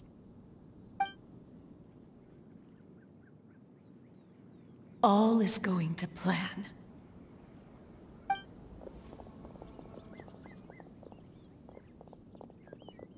Okay, we should be good to stop here. Youngli? Oh no, what is he doing here?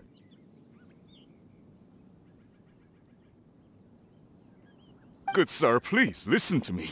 Reel in your line and leave this place as quickly as you can. There are bandits in the area.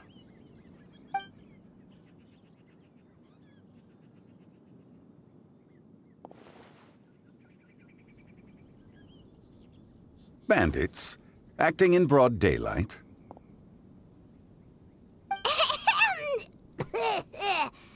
Oh.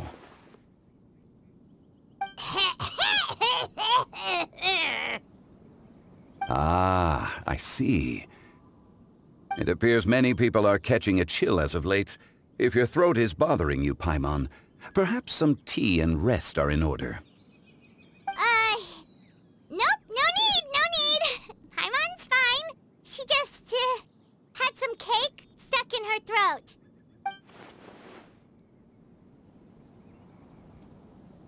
If there are indeed bandits in the area, then we should inform the Millilith at once. Oh? Well, if that's the case. Such matters are best left to those with the necessary expertise, wouldn't you agree? I suppose you're right. If ordinary people like us got involved, we would only cause more trouble.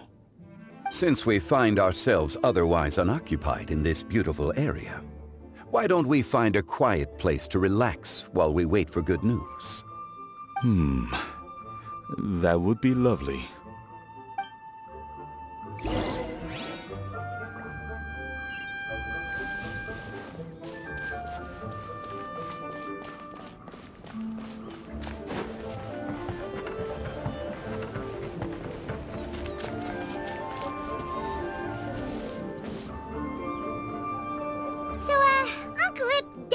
Reason to be worried. After all, Gaming, the guard we mentioned, is his son. Gaming. The name sounds somewhat familiar. Ah, yes. That is the name of the Usho dancer who has been performing around Liyue Harbor recently, is it not? Oh, have you seen him perform? Indeed. I cannot help but admire his skill. He truly encapsulates the spirit of the Suani. Usho dancing has become more well-known in Liyue Harbor recently. However, although performers are seeing budding success, they have no doubt had to face many hurdles along the way. If you ask me, what truly deserves admiration is perseverance in the face of adversity. That is a rare attribute indeed. I have heard many of my acquaintances praise Gaming for his kind, selfless, and courageous disposition. To have a child so accomplished and upright, you must be a very proud parent indeed, Uncle Ip. Seems like Zhongli has decided to skip the formalities. Well, he's a hard worker, yes. You should be sure to tell him you think that when he gets back. Your son is young yet. It's normal for someone his age to be a bit hot-headed. It's understandable to find talking about such things in person difficult. If there's a particular sentiment you wish to convey, perhaps we could pass it along for you. No. It wouldn't be right to ask that of you. This thing between us has festered for many years now. In truth, there are some things that simply aren't easy for us to talk through. I've been in the tea business for most of my life, and I always hoped my child would do the same. Otherwise, how would he support himself?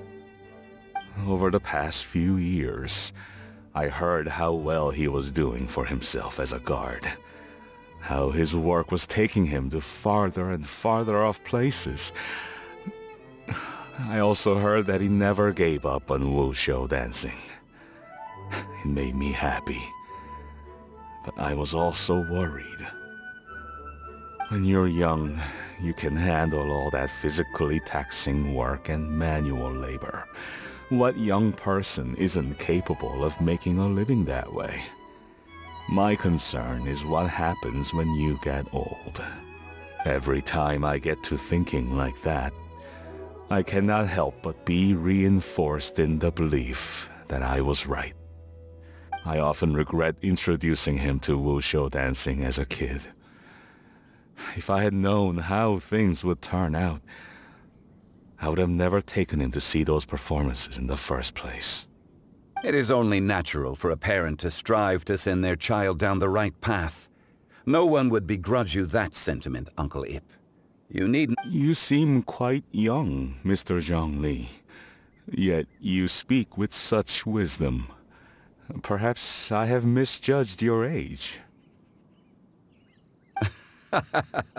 Your words are too kind. Truth be told, one of my old friends has several grown daughters. Rather than fretting about their future, however, she prefers to let them find their own way. Then she's more easygoing than I could ever be. I fear I lack such an open mind. I meant to say earlier, there is no need to be so polite. Feel free to call me by my name, Ipdak. Sure. So, do you also think I fret too much, Mr. Zhongli? That's not exactly what I was hoping to convey. Only a fool would ask a parent not to worry about their child. But think of it this way. Raising a child is not unlike flying a kite. Hold the string too tight, and it can no longer soar. As my friend once said, if your children are aiming for the stars, clipping their wings will only cause them to come crashing down. You need to let out the line for a kite to soar. It seems I was too stuck in my ways. You need not reproach your heart for caring. You simply need to loosen your hold a little. Indeed, with such a big heart, why not allocate the time you usually spend worrying about Gaming to the pursuit of other things, like going for a stroll, drinking tea, or taking in the scenery. You never know what surprises could be in store. Think... The blink of an eye, you say. Do things change so quickly? Children grow up in quite the same way, do they not? Day after day, year after year, sometimes in the blink of an eye, but always when you least expect it. As a father, I'm sure you know that best. Yes, you can say that again. 1 second Gaming was a kid. The next thing I knew, he was ready to fly the nest. Zhongli certainly has a way with words.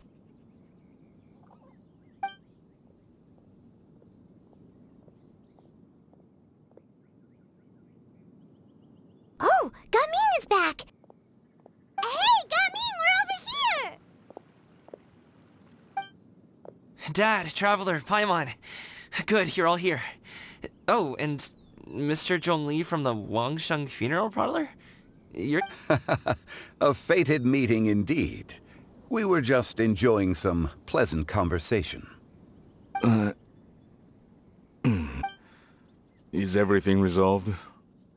Well, you could say that. What does that mean? Traveler, Paimon, come with me. I need to talk to you. Huh? Oh, okay. I'll come right out and say it. Those two bandits, you sent them, didn't you?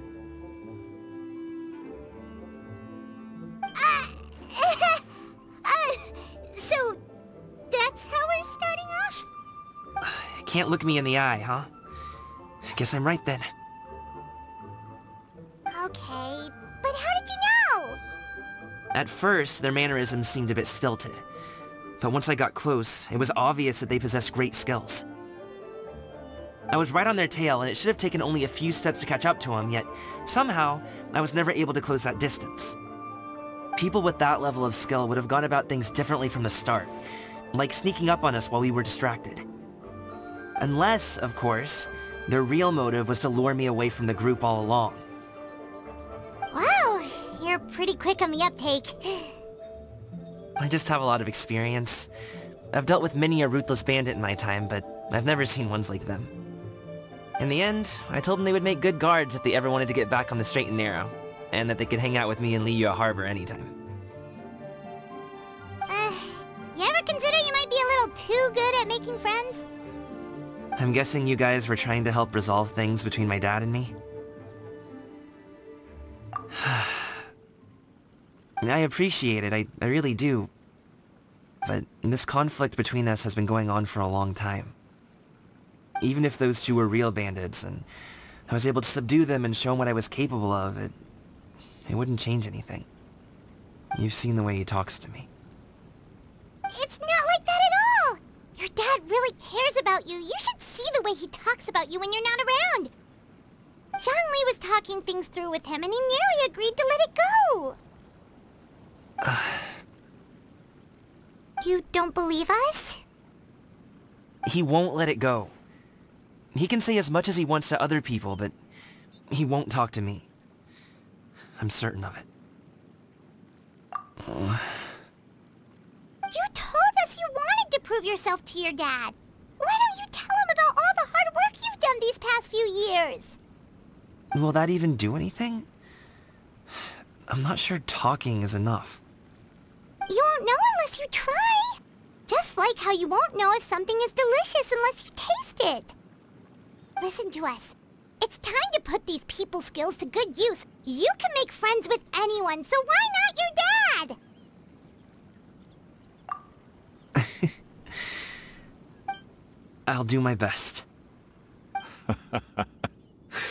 You are very knowledgeable, Mr. Zhongli. I'm impressed.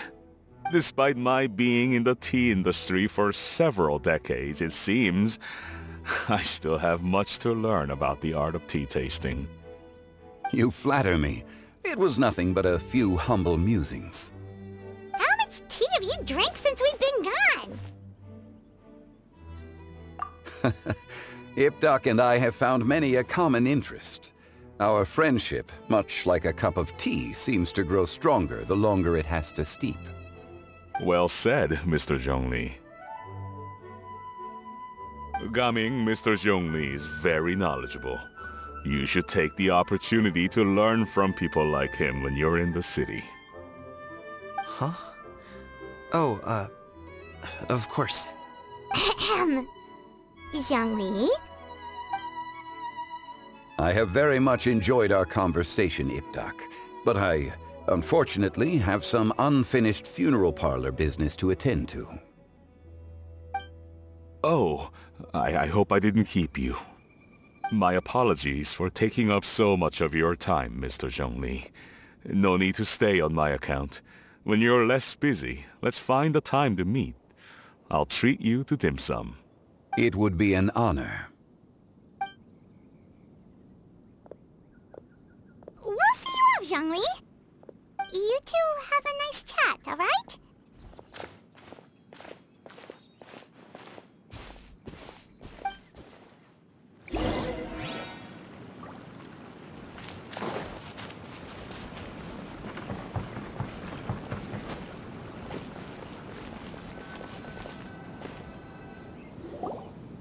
Thanks for helping us talk things through with Uncle Ip. Good thing you were able to pick up on what we were putting down. I have been around the both of you for some time now. You could say I have a certain level of expertise in that regard. As for my role in the conversation, think nothing of it. I hardly did anything noteworthy. You never change, do you? Why did you have us walk all this way? Paimon thought we just had to go far enough to be out of earshot. A friend approaches. Hello. So, you're here too? I've been here the whole time? A ghostly kite. Could that elusive Director Hu be coming to Wangshu Inn once again? What is she doing here? I suppose it matters not. Given her relationship with Rex, well, Zhongli, I might as well go pay my respects.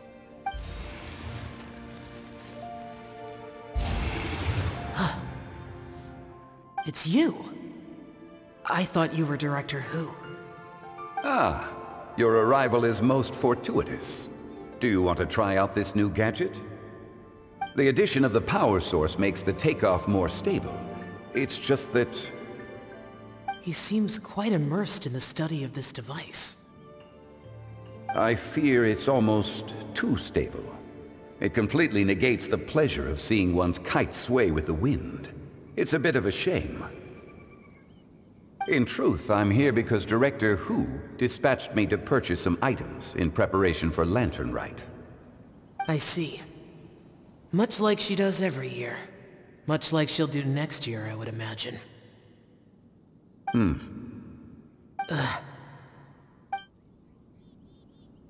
I wrong? Or has she once again sent you out to buy... what is it, sesame oil or something? While we're on the subject, I do wonder why she is so obsessed with using sesame oil in the preparation of mixed vegetable dishes for Lantern Rite. A recommendation from Xiangling, perhaps. What do you think, Xiao? I've only met Director Hu a few times. I'm hardly the best person to ask. Ah, and is that not a sign that you should visit Wangsheng Funeral Parlor more often? It wouldn't hurt to grace the parlor with your presence now and again, when you are otherwise unoccupied. This one here is a traditional kite, one without any equipped mechanical device. Director Hu tasked me with studying the differences between the two to determine which one is of greater merit. Many hands make light work. Perhaps you could test out the other kite for me? All right. I have made my comparisons. If speed is what you're after, the mechanical kite is the better choice. Wonderful. I shall pass that information along to Director Hu. I'll leave these two kites with you. Perhaps you can find a few friends with which to partake in the activity. You might find it to be an enjoyable use of your time. Oh, wait. Who enjoys kite flying? Well, I would imagine someone of your talent and wisdom is more than capable of finding out. So, you were testing out the kites for Hu Tao and even roped Xiao into doing it for you? Paimon didn't ask earlier because the situation was, awkward. I would hardly say I roped Xiao into anything. I simply sought the help of a friend. Besides, we did the testing together. Seems like our pool of competitors is growing. Do you like kite flying, Xiao? I suppose I neither like nor dislike it. Although, watching a kite gradually ascend into the sky does bring me a certain peace of mind. Perhaps they're a bit like Xiao lanterns in that way. Kite flying is also a pleasant form of relaxation. Have you ever thought about making making a kite, Xiao. Cloud Retainer taught us how. We can teach you if you want. There's no need. Menogias was the only Yaksha among us who had an interest in matters of ornamentation and design. When Lantern Rite is over, come find me near Pervasi's temple if you have the time. It's getting late. I should go inform Director Hu of our findings. How's she been, by the way? Be sure to say hi to her for us. The last time I spoke to her, she mentioned that she would be visiting Chaoying Village in a few days. If you have the time, perhaps you could also make the trip. If you happen to run into her, you can pass along your regards in person. We'll keep that in mind. Take care, Zhongli. See you later. See you next time.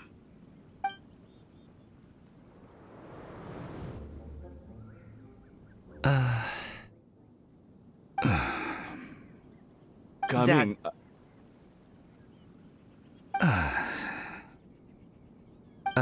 You can go first. I don't have anything to say. Then I'll go. I still don't want to leave Liyue Harbor. Oh. I can't say I support that decision, but... Hey, let me finish before you get all worked up.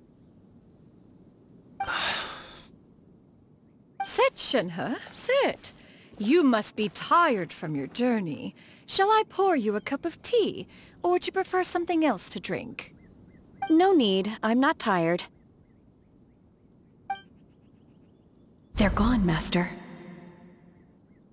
Perfect. The time is nigh for us to make an appearance. Do you remember the plan one recounted to you? Yes, Master. We aim to give them a demonstration of familial love. So I'll have whatever you are having. All right. What are Auntie Xianyun and Shenhe doing here? Just how many people are involved in this scheme? I suppose all I can do is just take a seat and see what happens. Perfect. I just so happen to have bought some Sunglow tea recently. It's quite the delectable variety. Or it would be if one has not been forced to drink it every day in the hopes of whittling down one's considerable stash. One has more than had one's fill already. Oh, forget it. Such thoughts detract from the present need to keep up the conversation.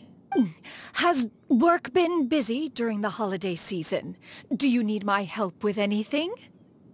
Drunk guests can sometimes cause trouble, but I deal with them as you taught me, by pinning their heads against the table. Are Auntie Xianyun and Shenhe serious right now? Oh dear. While one was busy orchestrating this act, one seems to have forgotten about Shenhe's various eccentricities. What I meant to ask was, have you made any new friends? We live so far from each other, it would be a great comfort to me to know you were surrounded by good companions. You already know of my past circumstances. Recently, I've been conversing with Guoba in the kitchen at night. Guoba can't talk, but his companionship is a comfort. The poor child. Her one friend can't even talk. I guess maybe Gaming is not doing so bad after all. Perhaps I've been too hard on him. Let's move on, shall we? Do you have any plans for today, Shenhe? How about we do something fun? That sounds about right. Take her to do something fun, and perhaps she'll loosen up a bit. Like we used to do when we would carry stones up and down the mountain from dawn until dusk, picking herbs to eat for dinner along the way? If that is what you ask of me, then that is what I shall do.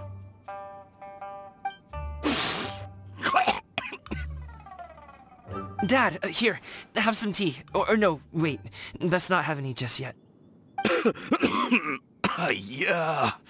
I simply can't listen to that any longer. Coming. I'd like to finish what I was trying to say before. I don't support your decision to stay in Liyue Harbor, because living there is too hard on you.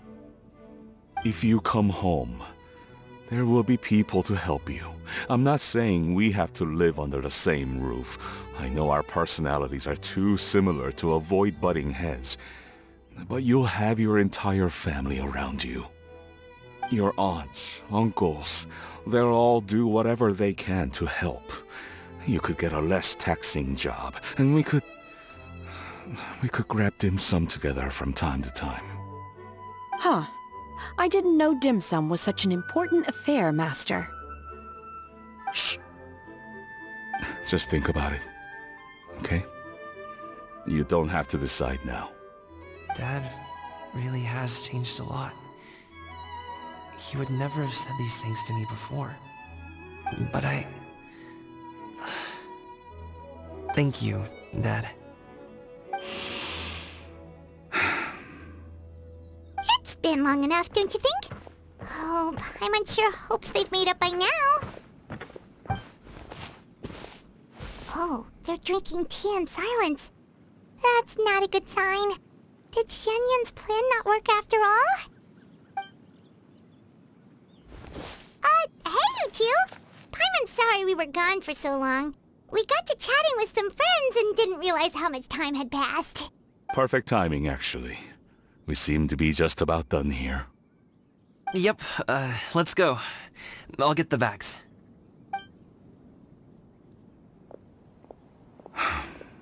Gaming has grown a lot taller, hasn't he?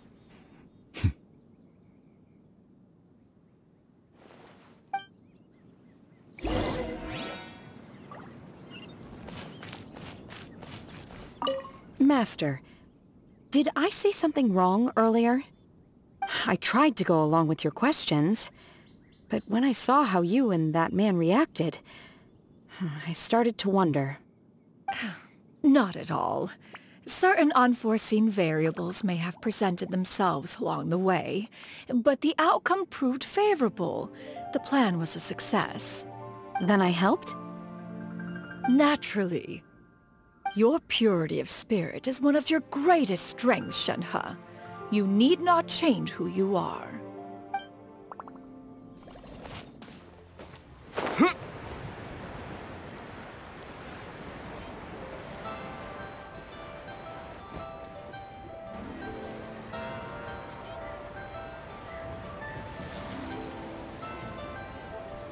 You must be Mr. Ip! Thank you for coming all this way. My name is Charlotte, and I'm a reporter from Fontaine. You can find me writing for the Steambird.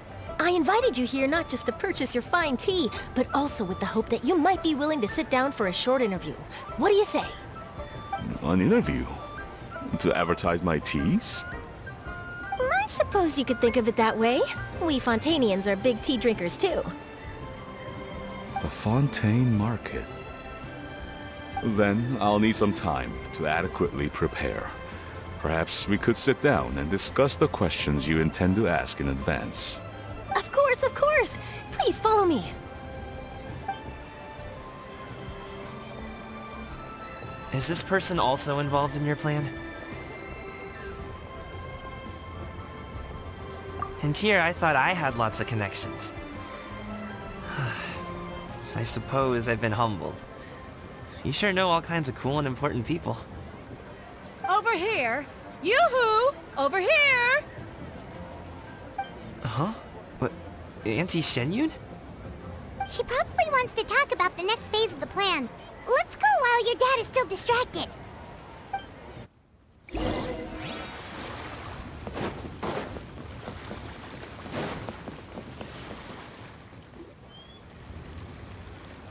I take it that all is going well? Don't worry, Shenyun. Everything is going according to plan. I knew it. I knew that was all an act earlier. Auntie Shenyun is really something. She was so determined to help me, she didn't even care about making herself and Shenhe appear foolish in front of my family. She truly knows how to look out for others. I still have a lot to learn. As for the next step... Oh no! What's wrong, Gaming? Don't tell me you're the ones footing the bill for all that tea. I can't let you do that. Fret not. Reimbursements will be made. Exactly! Think of it more as an investment, as Ningguang would say. We pooled together the Mora so that Charlotte could place the order. She's gonna bring it back to the Steambird as a gift, as well as a sample of the regional specialty. Fontanians will probably fall in love with your dad's tea as soon as they lay their eyes on Charlotte's article. And once all the money from the new orders begin to roll in, getting our Mora back will be a piece of cake. Oh, okay.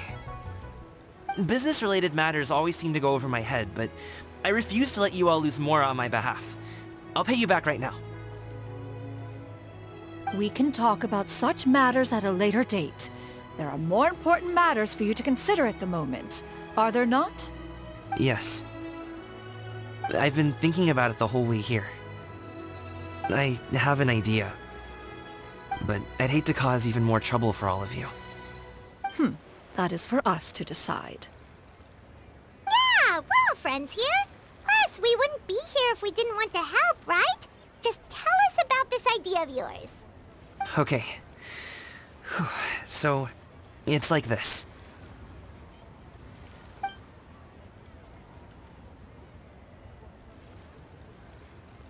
Got it! Just leave it to us.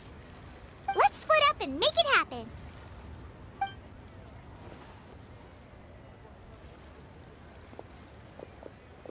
We need to do those things we talked about, but we also still have the kite flying competition. Since Xiao already tested out those kites for us, why don't we also go buy one of those mechanical thingamabobs or whatever they're called? We can attach it to our kite!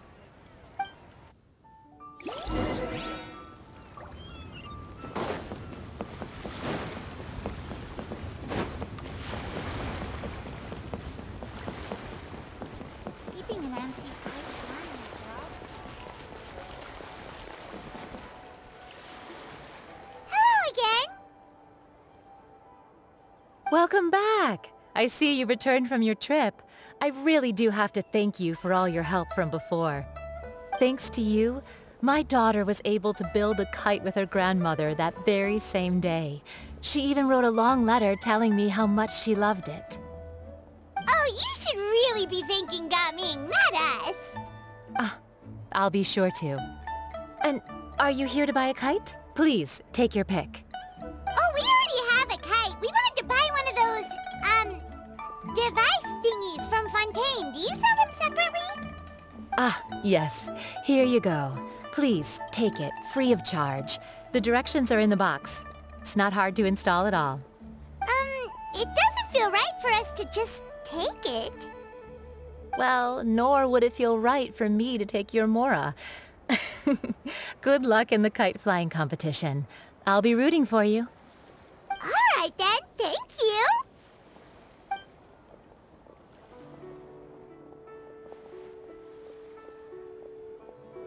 Phew, it's done.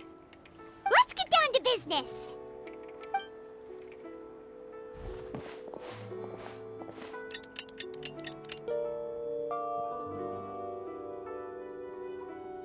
Looks like we finished everything we needed to do. Let's find a good place and put this thing into the sky!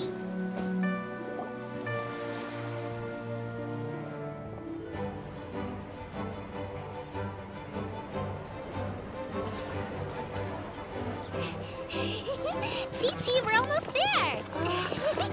Okay.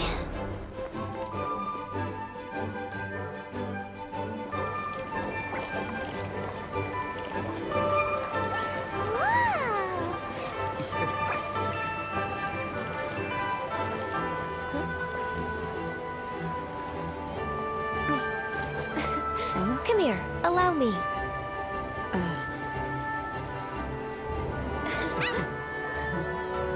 The lantern rite is as festive as ever!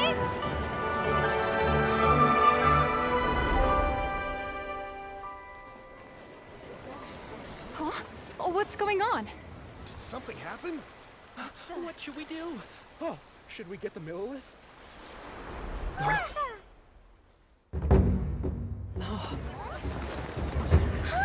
What's that?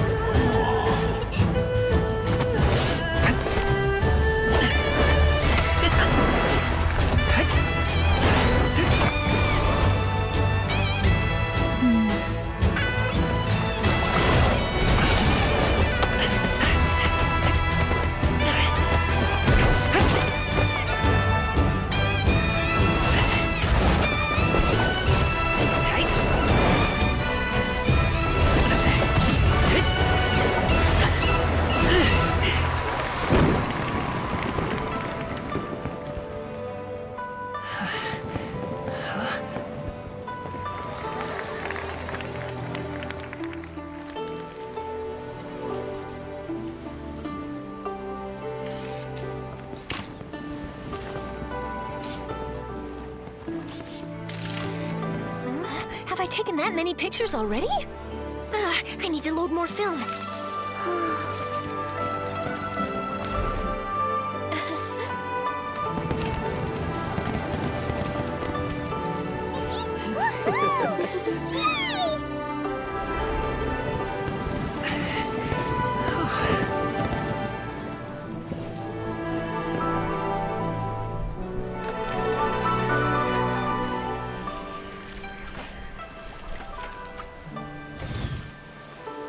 Wait, the wind.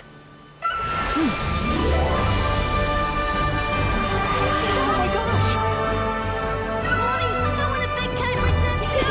Do you see that kite way out in front? It's so beautiful!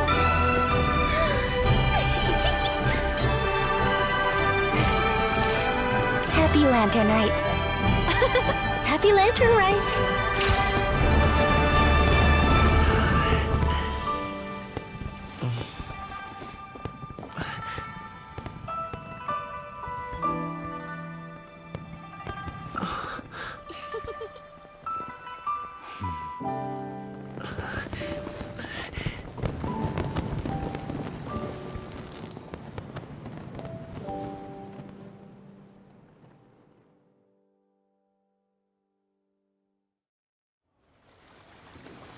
Gummings's performance was so cool, Paimon almost wanted to join in!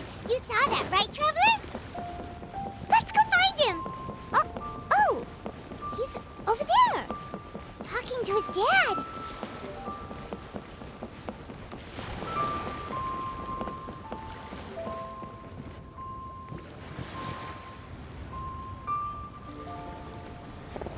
I think I'll head off now, if that's okay?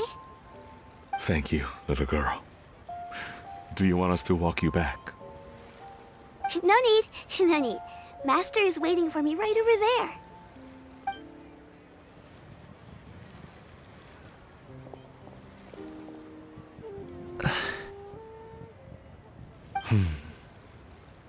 Dad.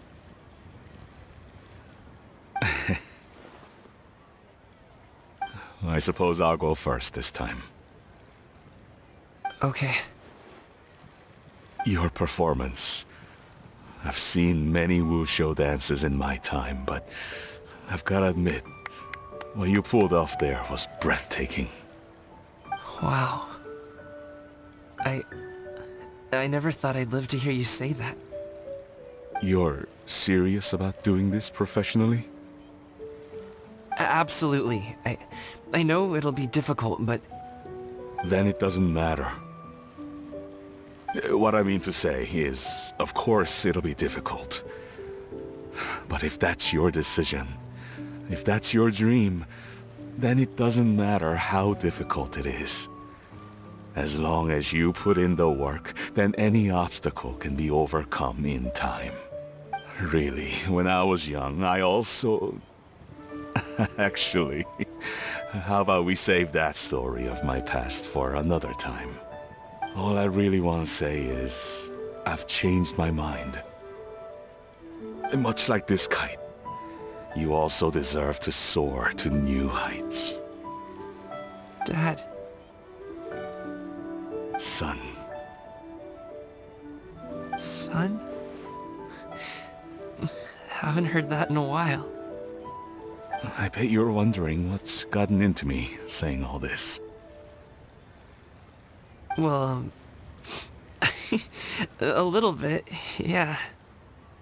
Anyway, I know I've never found the chance to say this before, but... to me, Gaming, you've always been a great kid. Alright, that's everything I've got. Did you have something you wanted to say, or...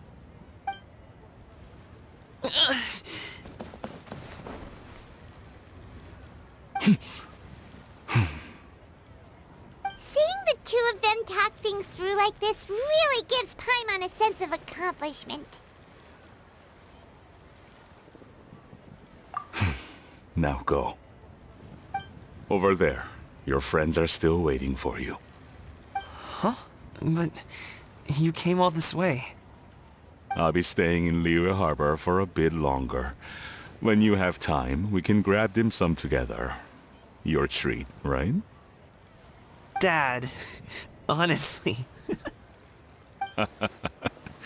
Go.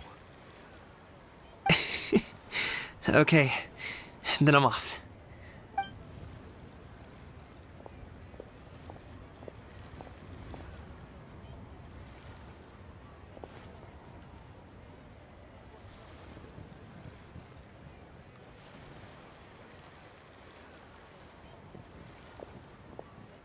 That's quite the smile you've got there, Gaming. Really? It's nothing to be embarrassed about. I'd like to find and thank Auntie Xinyun, as well as everyone else who's helped me out. If everyone has time, maybe we could all get together and go fly a kite.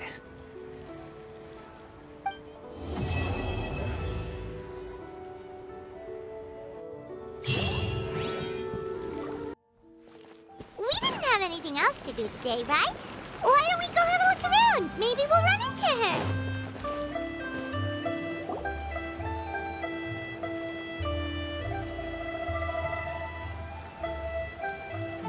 The mountain air is so refreshing. It makes Paimon feel like she could float around all day and never get tired. Cream! Gummies! Fuel fruit! Huh? Did you hear that? Sunshine! Blue skies! Good vibes! Right? So Paimon wasn't just hearing things. That voice sounds really familiar. Well, we've got the time. Why don't we go check it out?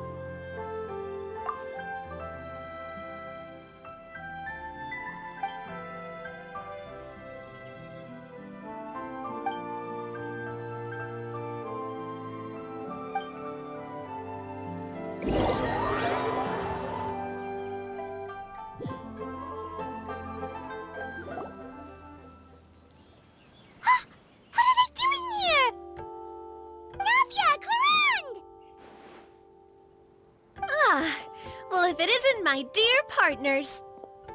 See, I told you that something good was going to happen during our travels today. I have to say, sometimes the Steambird's astrology column is spot on. It's just your lucky day. Are you guys also here to catch the festivities? Oh, and that reminds me. Happy Lantern Rite. Happy Lantern Rite. Happy Lantern Rite to you too! Wait, if you're here for Lantern Rite, then what are you doing on top of this deserted mountain? And voice we heard, that was you, right, Navia? Oh, impressive. You could tell it was me from that far away. You've got good ears. That or your voice is just really loud. Well, of course it is. After all, I'm a boss. Indeed. I suppose it's an asset. Sure is! Having a loud voice is a handy tool when it comes to communication. Wait. That wasn't even Paimon's point. Paimon just wants to know why you two were shouting from the top of this deserted mountain. There was something about almonds, maybe? And buell fruit? Ooh, is it some sort of secret code? No, it's not a code. The words are meaningless. Perhaps, but the act of shouting was very meaningful indeed. That's just what mountain climbers do, right? After all the hard work it takes to make it to the top, as you stand on the summit looking out at the vast scenery, it's not easy to resist the urge to release those emotions. Exactly. You get me, partner. I was afraid that it would cause a disturbance, so I asked the locals around here, and they said it was fine. Apparently most hikers like to shout when they get to the top, so the locals are used to it by now. So, you see, it's not just me. I guess everyone shouts from the top of a mountain at some point in their life. Speak for yourself. When you're stressed, don't you ever just get the urge to do something for no reason? Not really. If I ever get stressed, I just go hunting. Oh, that's a pretty good way to relieve stress. What I choose to hunt depends on my mood. Huh? Anyway, why don't you two give it a try? Shout anything you want. It's a real stress reliever. As long as Paimon has clothes on her back and food in her belly, Paimon doesn't think there's any stress that needs relieving. Oh, I bet you guys are just too embarrassed to let loose. No need to be shy. Even Farina was shouting from the top of this mountain earlier. Huh? Did Paimon hear that right? Farina's also here? In Chaoyang Village? Believe in your ears. It is indeed as you heard. Actually, the reason we climbed this mountain in the first place was also because we heard the sound of shouting. Yes, we could just about make out someone yelling things like, "Help me!" and "What should I do?" So we hurried up here to check it out. And what do you know? Miss Farina was standing right there, all red in the face. She practically sprinted back down the mountain the minute she saw us. Ah, that reminds me. I believe what she actually said was, "So help me, I will figure out what I should do about this script." So, you could actually hear what she was saying? Why didn't you say so earlier? I thought someone was really in trouble. I figured we would come check out the situation either way. Why not let her keep some privacy? Oh, seems like you caught Farina in the middle of some stress relief as well. She probably would have never thought. No, she definitely would have never thought she would run into anyone she knew all the way out here. I think so. We ran into Nervalet on the way here as well, but he was already on his way back, so they probably weren't together. What? Nervalet was here too? What was he doing here? It couldn't have been for vacation. I think it just might have been, actually. But apparently he only stayed for half a day before heading back. He's a very busy man. Neuvillette is not the type to take much time off. Taking even a half day for himself is already a huge step in the right direction. Didn't Charlotte publish an article on the Liyue tea industry recently? Maybe he was inspired to come buy some tea after reading that article. You know, just like you were. My situation is completely different. I'm here because I was asked to accompany you. The tea purchase is simply an added bonus of this location. You Fontanians and your tea drinking. Oh, it's not for me. I lost a bet with Ridesley, and now I have to buy him something. It was just a spur-of-the-moment sort of bet. Ridesley gets really invested in that sort of thing. but he couldn't care less about what he wins in the end. You could give him mint plants that you plucked from the side of the road, and he wouldn't even mind. If only he was that easygoing when it came to talking business. In any case, I'm pretty sure the tea you bought is this region's specialty. What is it called again? Nervalette even mentioned it earlier. Yes, that's the one. You didn't really buy 10 boxes, did you? Please, do I look like someone who would fall for that sort of marketing trap? That reminds me. You guys said you only came up here because you heard my voice, right? I hope it didn't put you out. You must have had other plans for the day. Oh, that's right. Who tell? A few days ago, we heard that a friend was going to be in Chaoying Village, so we decided to come and see if we could run into her. Oh dear. We've been chatting for quite some time. I'm sorry for keeping you. That's good. We should probably head out and look for Hu Tao. No need to stay on our account. We just got up here, so we're gonna stay around for a little longer. Go and meet your friend. We can meet up in Chaoying Village later. Sounds good. We're gonna head down the mountain then. See you later!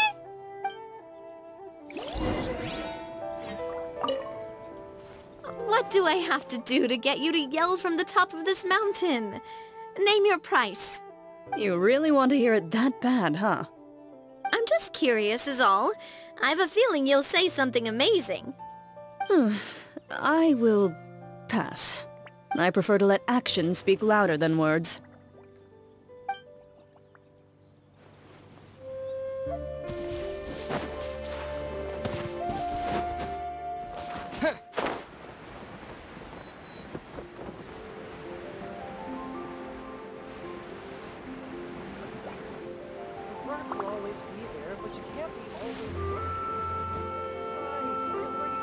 Chaoying Village is known for its tea, but you know what else they have with tea?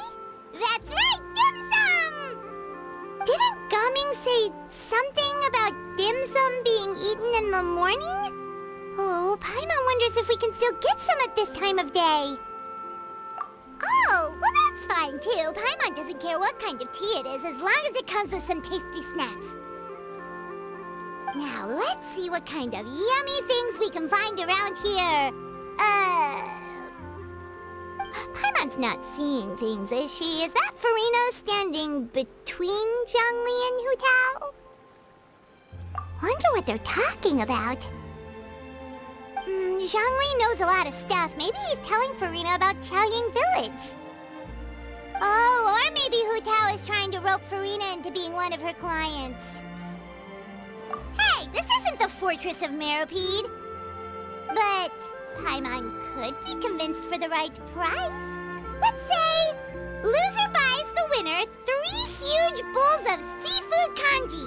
Since Zhongli is there, Paimon bets things are pretty tame.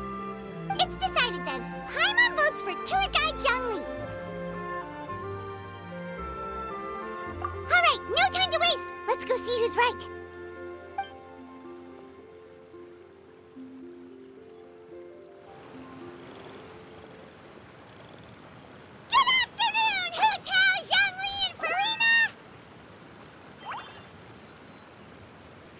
Great, now Paimon's shouting too. Oh, well aren't you a sight for sore eyes? Seems like our luck just keeps on growing. That we were able to meet you both without prior arrangement must mean that this is quite the serendipitous meeting indeed. Huh? Oh, so both of you are acquainted with the Traveler and Paimon then? Looks like someone's learned a thing or two from Zhongli. I must admit, I am a bit surprised to see you here, Traveler. But seeing as you're a hero who's been all over Teyvat, it makes sense that you would be well-traveled and well-connected. Since we have found ourselves in each other's company within this fertile land, allow me to take this opportunity to wish you a happy Lantern Rite. It appears you have been to Fontaine, then. Given your proclivity to spread good deeds wherever you go, it's no surprise that you would make the acquaintance of a celebrity as illustrious and celebrated as Miss Farina. That's quite high praise. What I mean to say is, you flatter me, Mr. Zhongli. Although I've built up a certain following within Fontaine, it is no reflection of strength or wisdom. I stand before you right now as nothing more than an ordinary traveler in search of beautiful scenery and creative inspiration. There is definitely more to Mr. Zhongli than meets the eye. I could tell as much from our conversation earlier. Given his breadth of knowledge on both academic and worldly matters, there's no way he hasn't heard about what happened in Fontaine. Is he just feigning ignorance for my benefit? No. You're no common tourist. I simply won't have you talk about yourself that way. Huh? Does that mean Hu Tao also knows? You may not have heard, friends, but... Miss Hu Tao... Miss Farina is now one of my esteemed clients. Yep.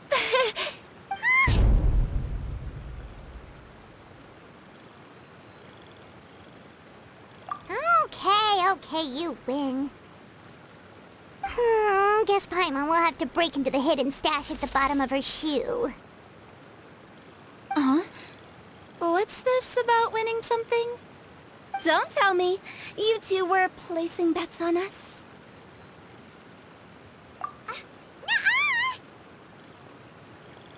We just saw you guys standing on the side of the road and couldn't help but take guesses as to what you were talking about.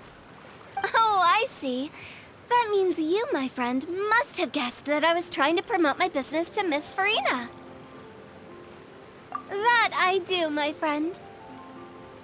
What was Paimon's guess then? Paimon thought Zhongli was showing the newbie around. By newbie, you mean me, right? If that's the case, then Paimon's guess was also correct. Oh, that's right. Mr. Zhongli was telling me about some great sightseeing spots in the area. Ha! You see? Paimon was right too!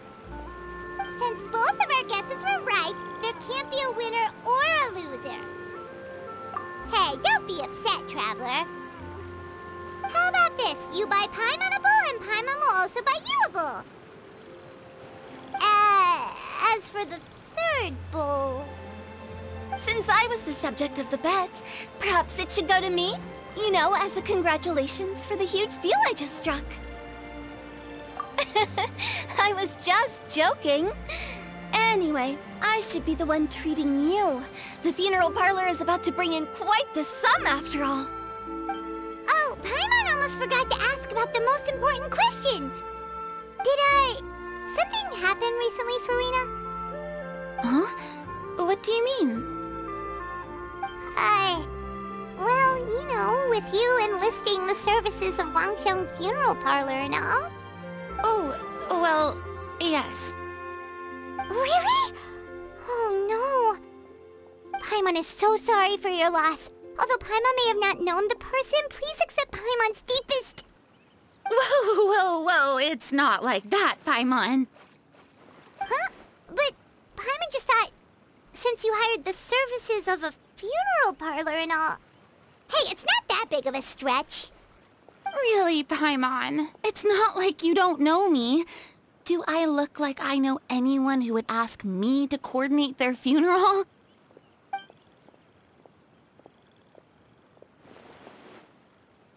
Miss Hu Tao is simply helping prepare some props for my film.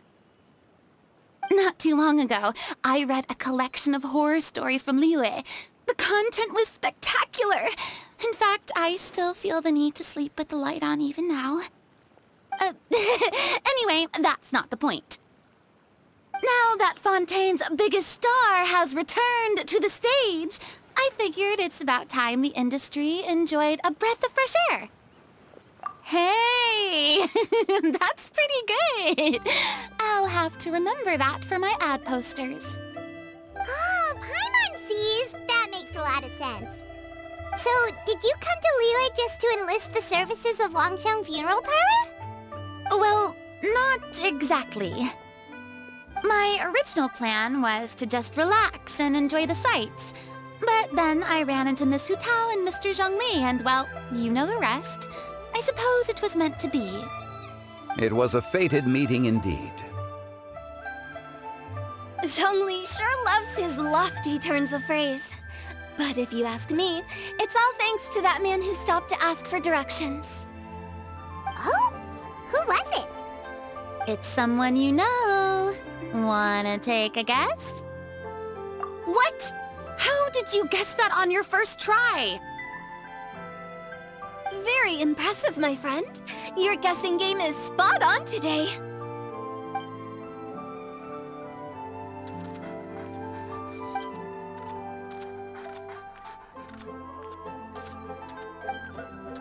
Huh.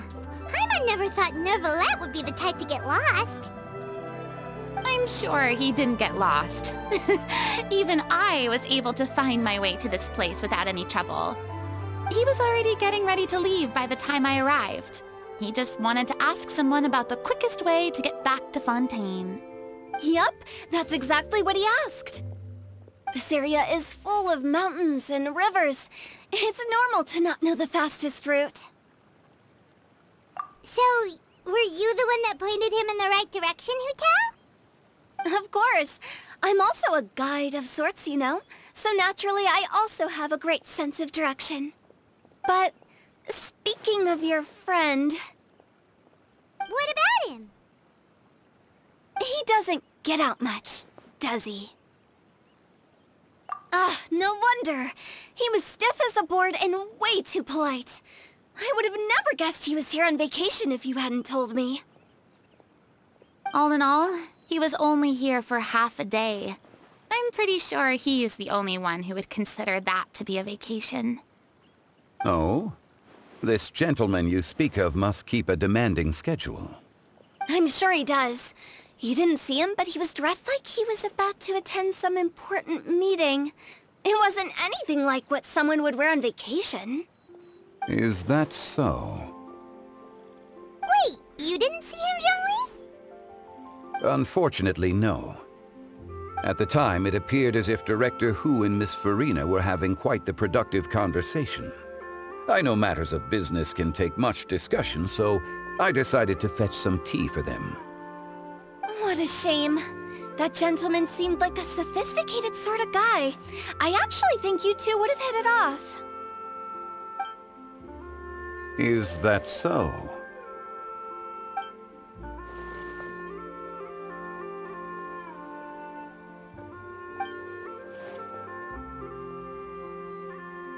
Hmm?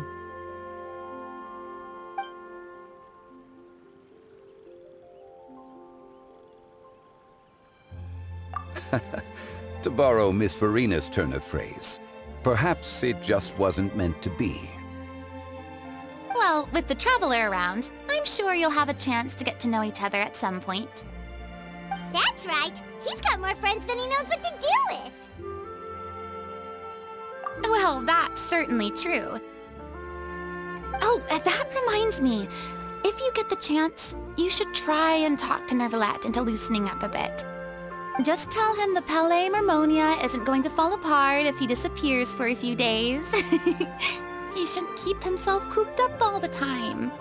Even clams open their shells to let in fresh water every once in a while, right? If he's really that much of a stickler for protocol, he can fill out a leave of absence request. He'd have to approve it himself since he handles that sort of thing now, but you know what I mean. Seems like this gentleman is also in charge of something pretty important.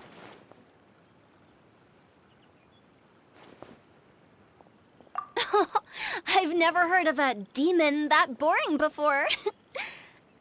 In my experience, a leader needs to be able to roll with the punches. That also includes knowing when and what to prioritize. It seems like your friend still has a lot of growing to do. If I remember correctly, he's already several thousands of years old. You're quite right, Miss Hu Tao. Oh? Traveler, Miss Farina, those two individuals over there appear to recognize you. Oh, it's Navia and Clorand. Hey, over here!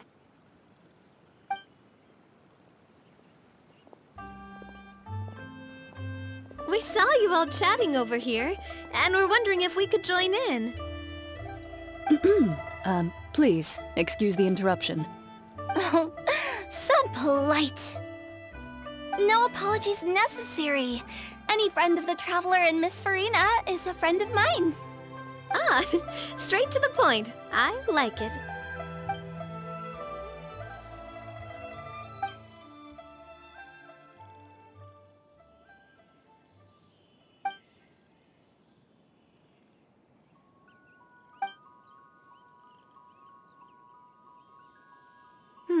It's getting late. If we want to catch a boat back before dark, we should probably get going. Indeed. Then, Miss Farina. Oh, yes? When are you planning to head back? Do you need us to escort you? Oh, I don't think that will be necessary. I mean, you're not my subordinate anymore. You don't need to look after me. I didn't mean it that way. It's normal for friends to travel home together if they run into each other on the road. There are a lot of mountainous roads in this area. I imagine they'll be even harder to navigate after dark. Exactly! Just like in those ghost stories. 8 paths converge in a wood. Beside them an old house is stood. If you dare to go inside, not a soul will greet your eye. But if you take a closer look, there may be something you mistook. A candle flickers to and fro, yet there is no wind to make it so. What is its secret? What could it mean? In this wood, where mystery screams. My dear demoiselles, ladies, no, I mean friends, please take me with you. Of course. Gotta say, Farina, you are really quite the character. By the way, did I hear you mention that Clorand used to work under you? Then you must have also been a leader at some point. Well, that's, all in the past now. Besides, being a leader is hard. It wasn't the right job for me. I prefer how things are now.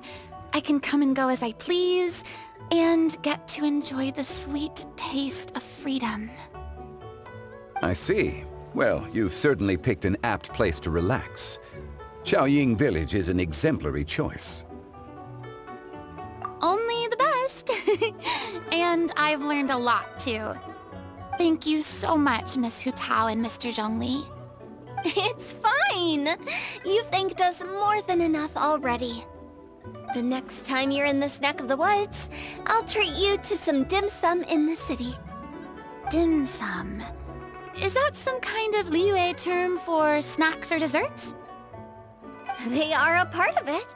It's basically a table full of as much tea, sweets, and good company as you can manage. Oh, so it's basically a tea party! Sounds great! Make sure to order the winter melon cake and the lotus flower crisp. They're so sweet and delicious, Paimon knows you'll love them. Ooh, okay. I'll be looking forward to it then. Wait, but didn't you guys say you were here on vacation? How come you're all going home empty-handed? Of course I am. I bought tons of fun things to bring home with me. A kite, a parasol, a little tin frog that jumps. Oh, and a stuffed toy of a mythical beast. Clorand is the one who didn't buy anything for herself. So all you're bringing back with you is that tea? And some tea-flavored hard candies. They're for Sijuin. Chlorand isn't much of a shopaholic. Well, one of us has to practice restraint. Hey, I'm hardly reckless with my Mora. I'll have you know, all the purchases I made today were well within my budget. Me? Oh, well, I bought some tea, of course. I just had to try all the varieties recommended in the Steambird. Other than that, just some bits and bobs, you know. A little bit of this, little bit of that. They should all be things I can use, I think.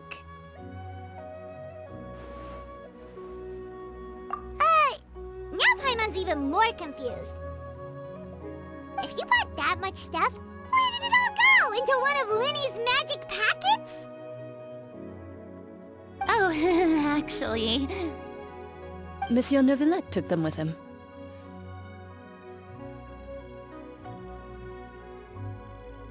Oh, so that's what happened. Wait, what? Why did he take them? He's not hoarding treasure, is he? That's quite the imagination you've got there, Paimon. Monsieur Neuvillette just saw the amount of bags we had and offered to take them back for us. I felt a bit bad at first, but, I really did have a lot of stuff. He even offered to deliver my gifts to the Fortress of Maripede for me, once he's done with the day's work. Neuvillette is a man of his word. If he says he can do something, then he means it. See, even Chlorand was happy to take him up on his offer. If even his trusty subordinate agreed, then who was I to refuse? Wow, he seems like a real gentleman. Maybe he's not as uptight as I thought. If only the funeral parlor had an employee as thoughtful, proactive, and responsible as him. Right, Zhongli? Indeed. Chlorand said Neuvillette offered to deliver her gifts to Risley. So if we go to the entrance of the Fortress of Maripede, maybe we'll run into Neuvillette. But we don't know exactly when he'll show up. Oh, that reminds me. A new year of work is about to begin. If there's anything you want to talk about, Zhongli, you know you can come to me. Does the director have any concerns? It just seemed like you were a bit preoccupied today, and much less talkative than usual. He barely said anything other than, "Is that so?" and "Indeed." If you ask me, I'd say you're having a midlife crisis. You're getting to be around that age after all. Is that so? Ugh. I jest. Given its distance from the city, Chaoying Village enjoys a much slower pace of life. Surrounded by such peace and tranquility, I also seem to have developed a proclivity for inactivity. I apologize for making you worry. I see. What do you think, Traveler? Is this atmosphere putting you in a lazy mood too?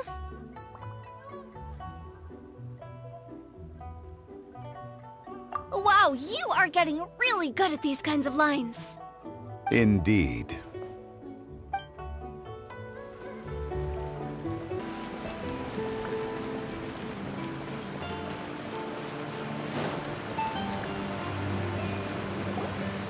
Look! It's Neuvillette! We lucked out!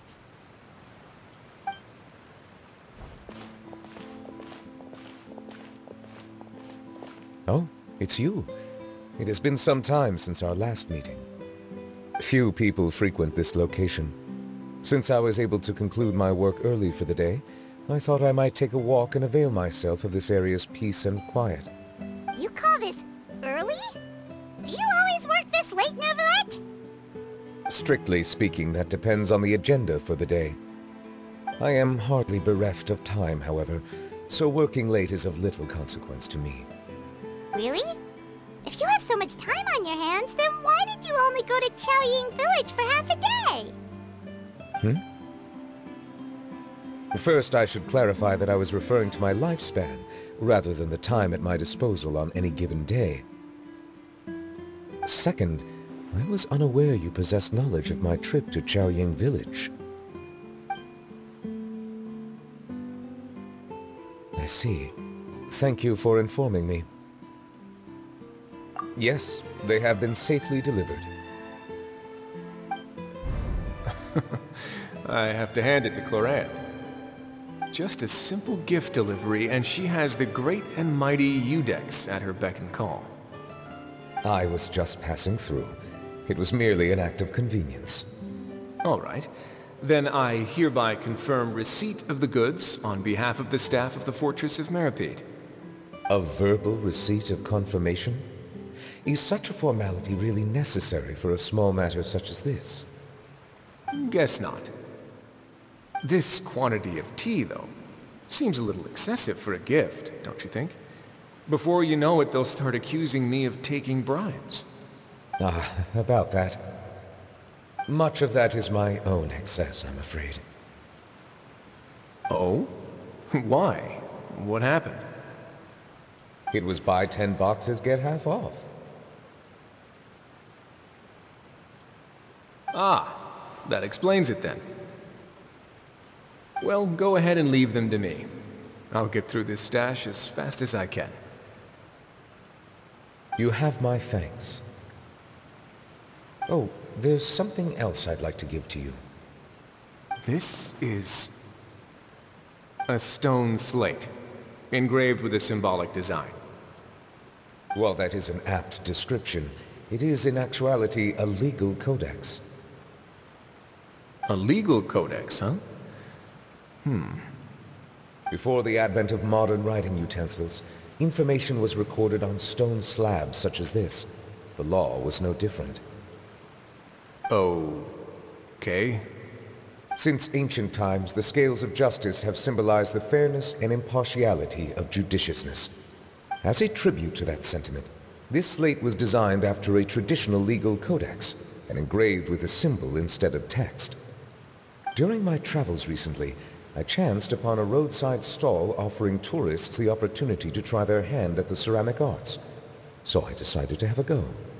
We joked with Clorant some time ago about gifting you a legal codex. So, here you go. Ah, so that's what this is about. I did not expect you to remember it as well. In any case, I hope this can be considered as a reasonable attempt to join in on the banter. It is a very good attempt. I suppose I shouldn't be surprised. Even your sense of humor centers around the law. That's an impressive level of commitment. Well, a gift of this significance deserves to be put on display, and I know just the place. Front and center in the Fortress's showroom. Ah, surely there's no need for such a grand gesture. Just kidding.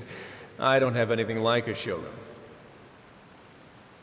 But we do have a storage room. We can put it next to all the mechanical parts Sijuin has collected. That sounds good to me. So that's what you were doing in Chaoying Village. Indeed. Of course, while I was there, I also took the opportunity to taste the local spring water. The aftertaste is much purer than what I have delivered to me in Fontaine. It stands to reason that the long-distance transport has a tendency to imbue the water with extraneous emotion. If you want to experience the true flavor, you simply have to go to the source. Perhaps I should organize some time off to do the same elsewhere. Then we are of the same mind. It appears my desire is justified. If you say so, but you know you don't have to justify a vacation, right? You can just take one. After all, you're hardly bereft of time. You can do whatever you want. You're quite right. I suppose I suffer not from a lack of opportunity, but rather a lack of inspiration. However, after reading a few articles about Liyue's holiday traditions, the idea popped into my head and made itself quite at home. Seeing as I was free of responsibilities for the morning, I decided to depart at once. Refreshing. My spontaneous outing seemed to inspire quite a few other spontaneous decisions as well. Take, for example, my foray into ceramics. At first, soil from the ground is granular and unforgiving, but add the right amount of water, and it becomes soft, moldable, and able to take shape. In the past, I never thought about how quotidian vessels were crafted, but now I have participated in their very making. This is also something I made today.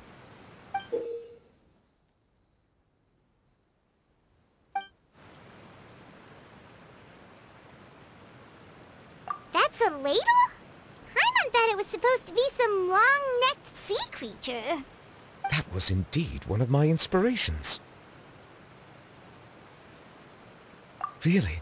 You like it? To tell you the truth, given your unexpected arrival, I find myself quite unequipped to give you the welcome you deserve. Around such an important holiday such as this, human custom would dictate that gifts should be in order. But I'm afraid this is all I can offer. If you'll have it, that is. That is precisely why it would do me such a great honor if you accepted. You are most welcome. Happy Lantern Rite.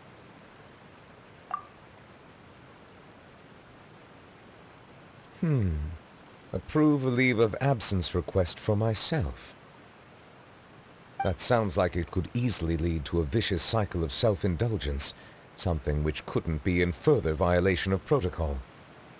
But I suppose I understand her point. My proclivity to refrain from personal outings does, in part, originate from a sense of responsibility toward my duties. But it is also due to a lack of desire to engage in the human world. But now I see that the human world is indeed full of many interesting places to discover.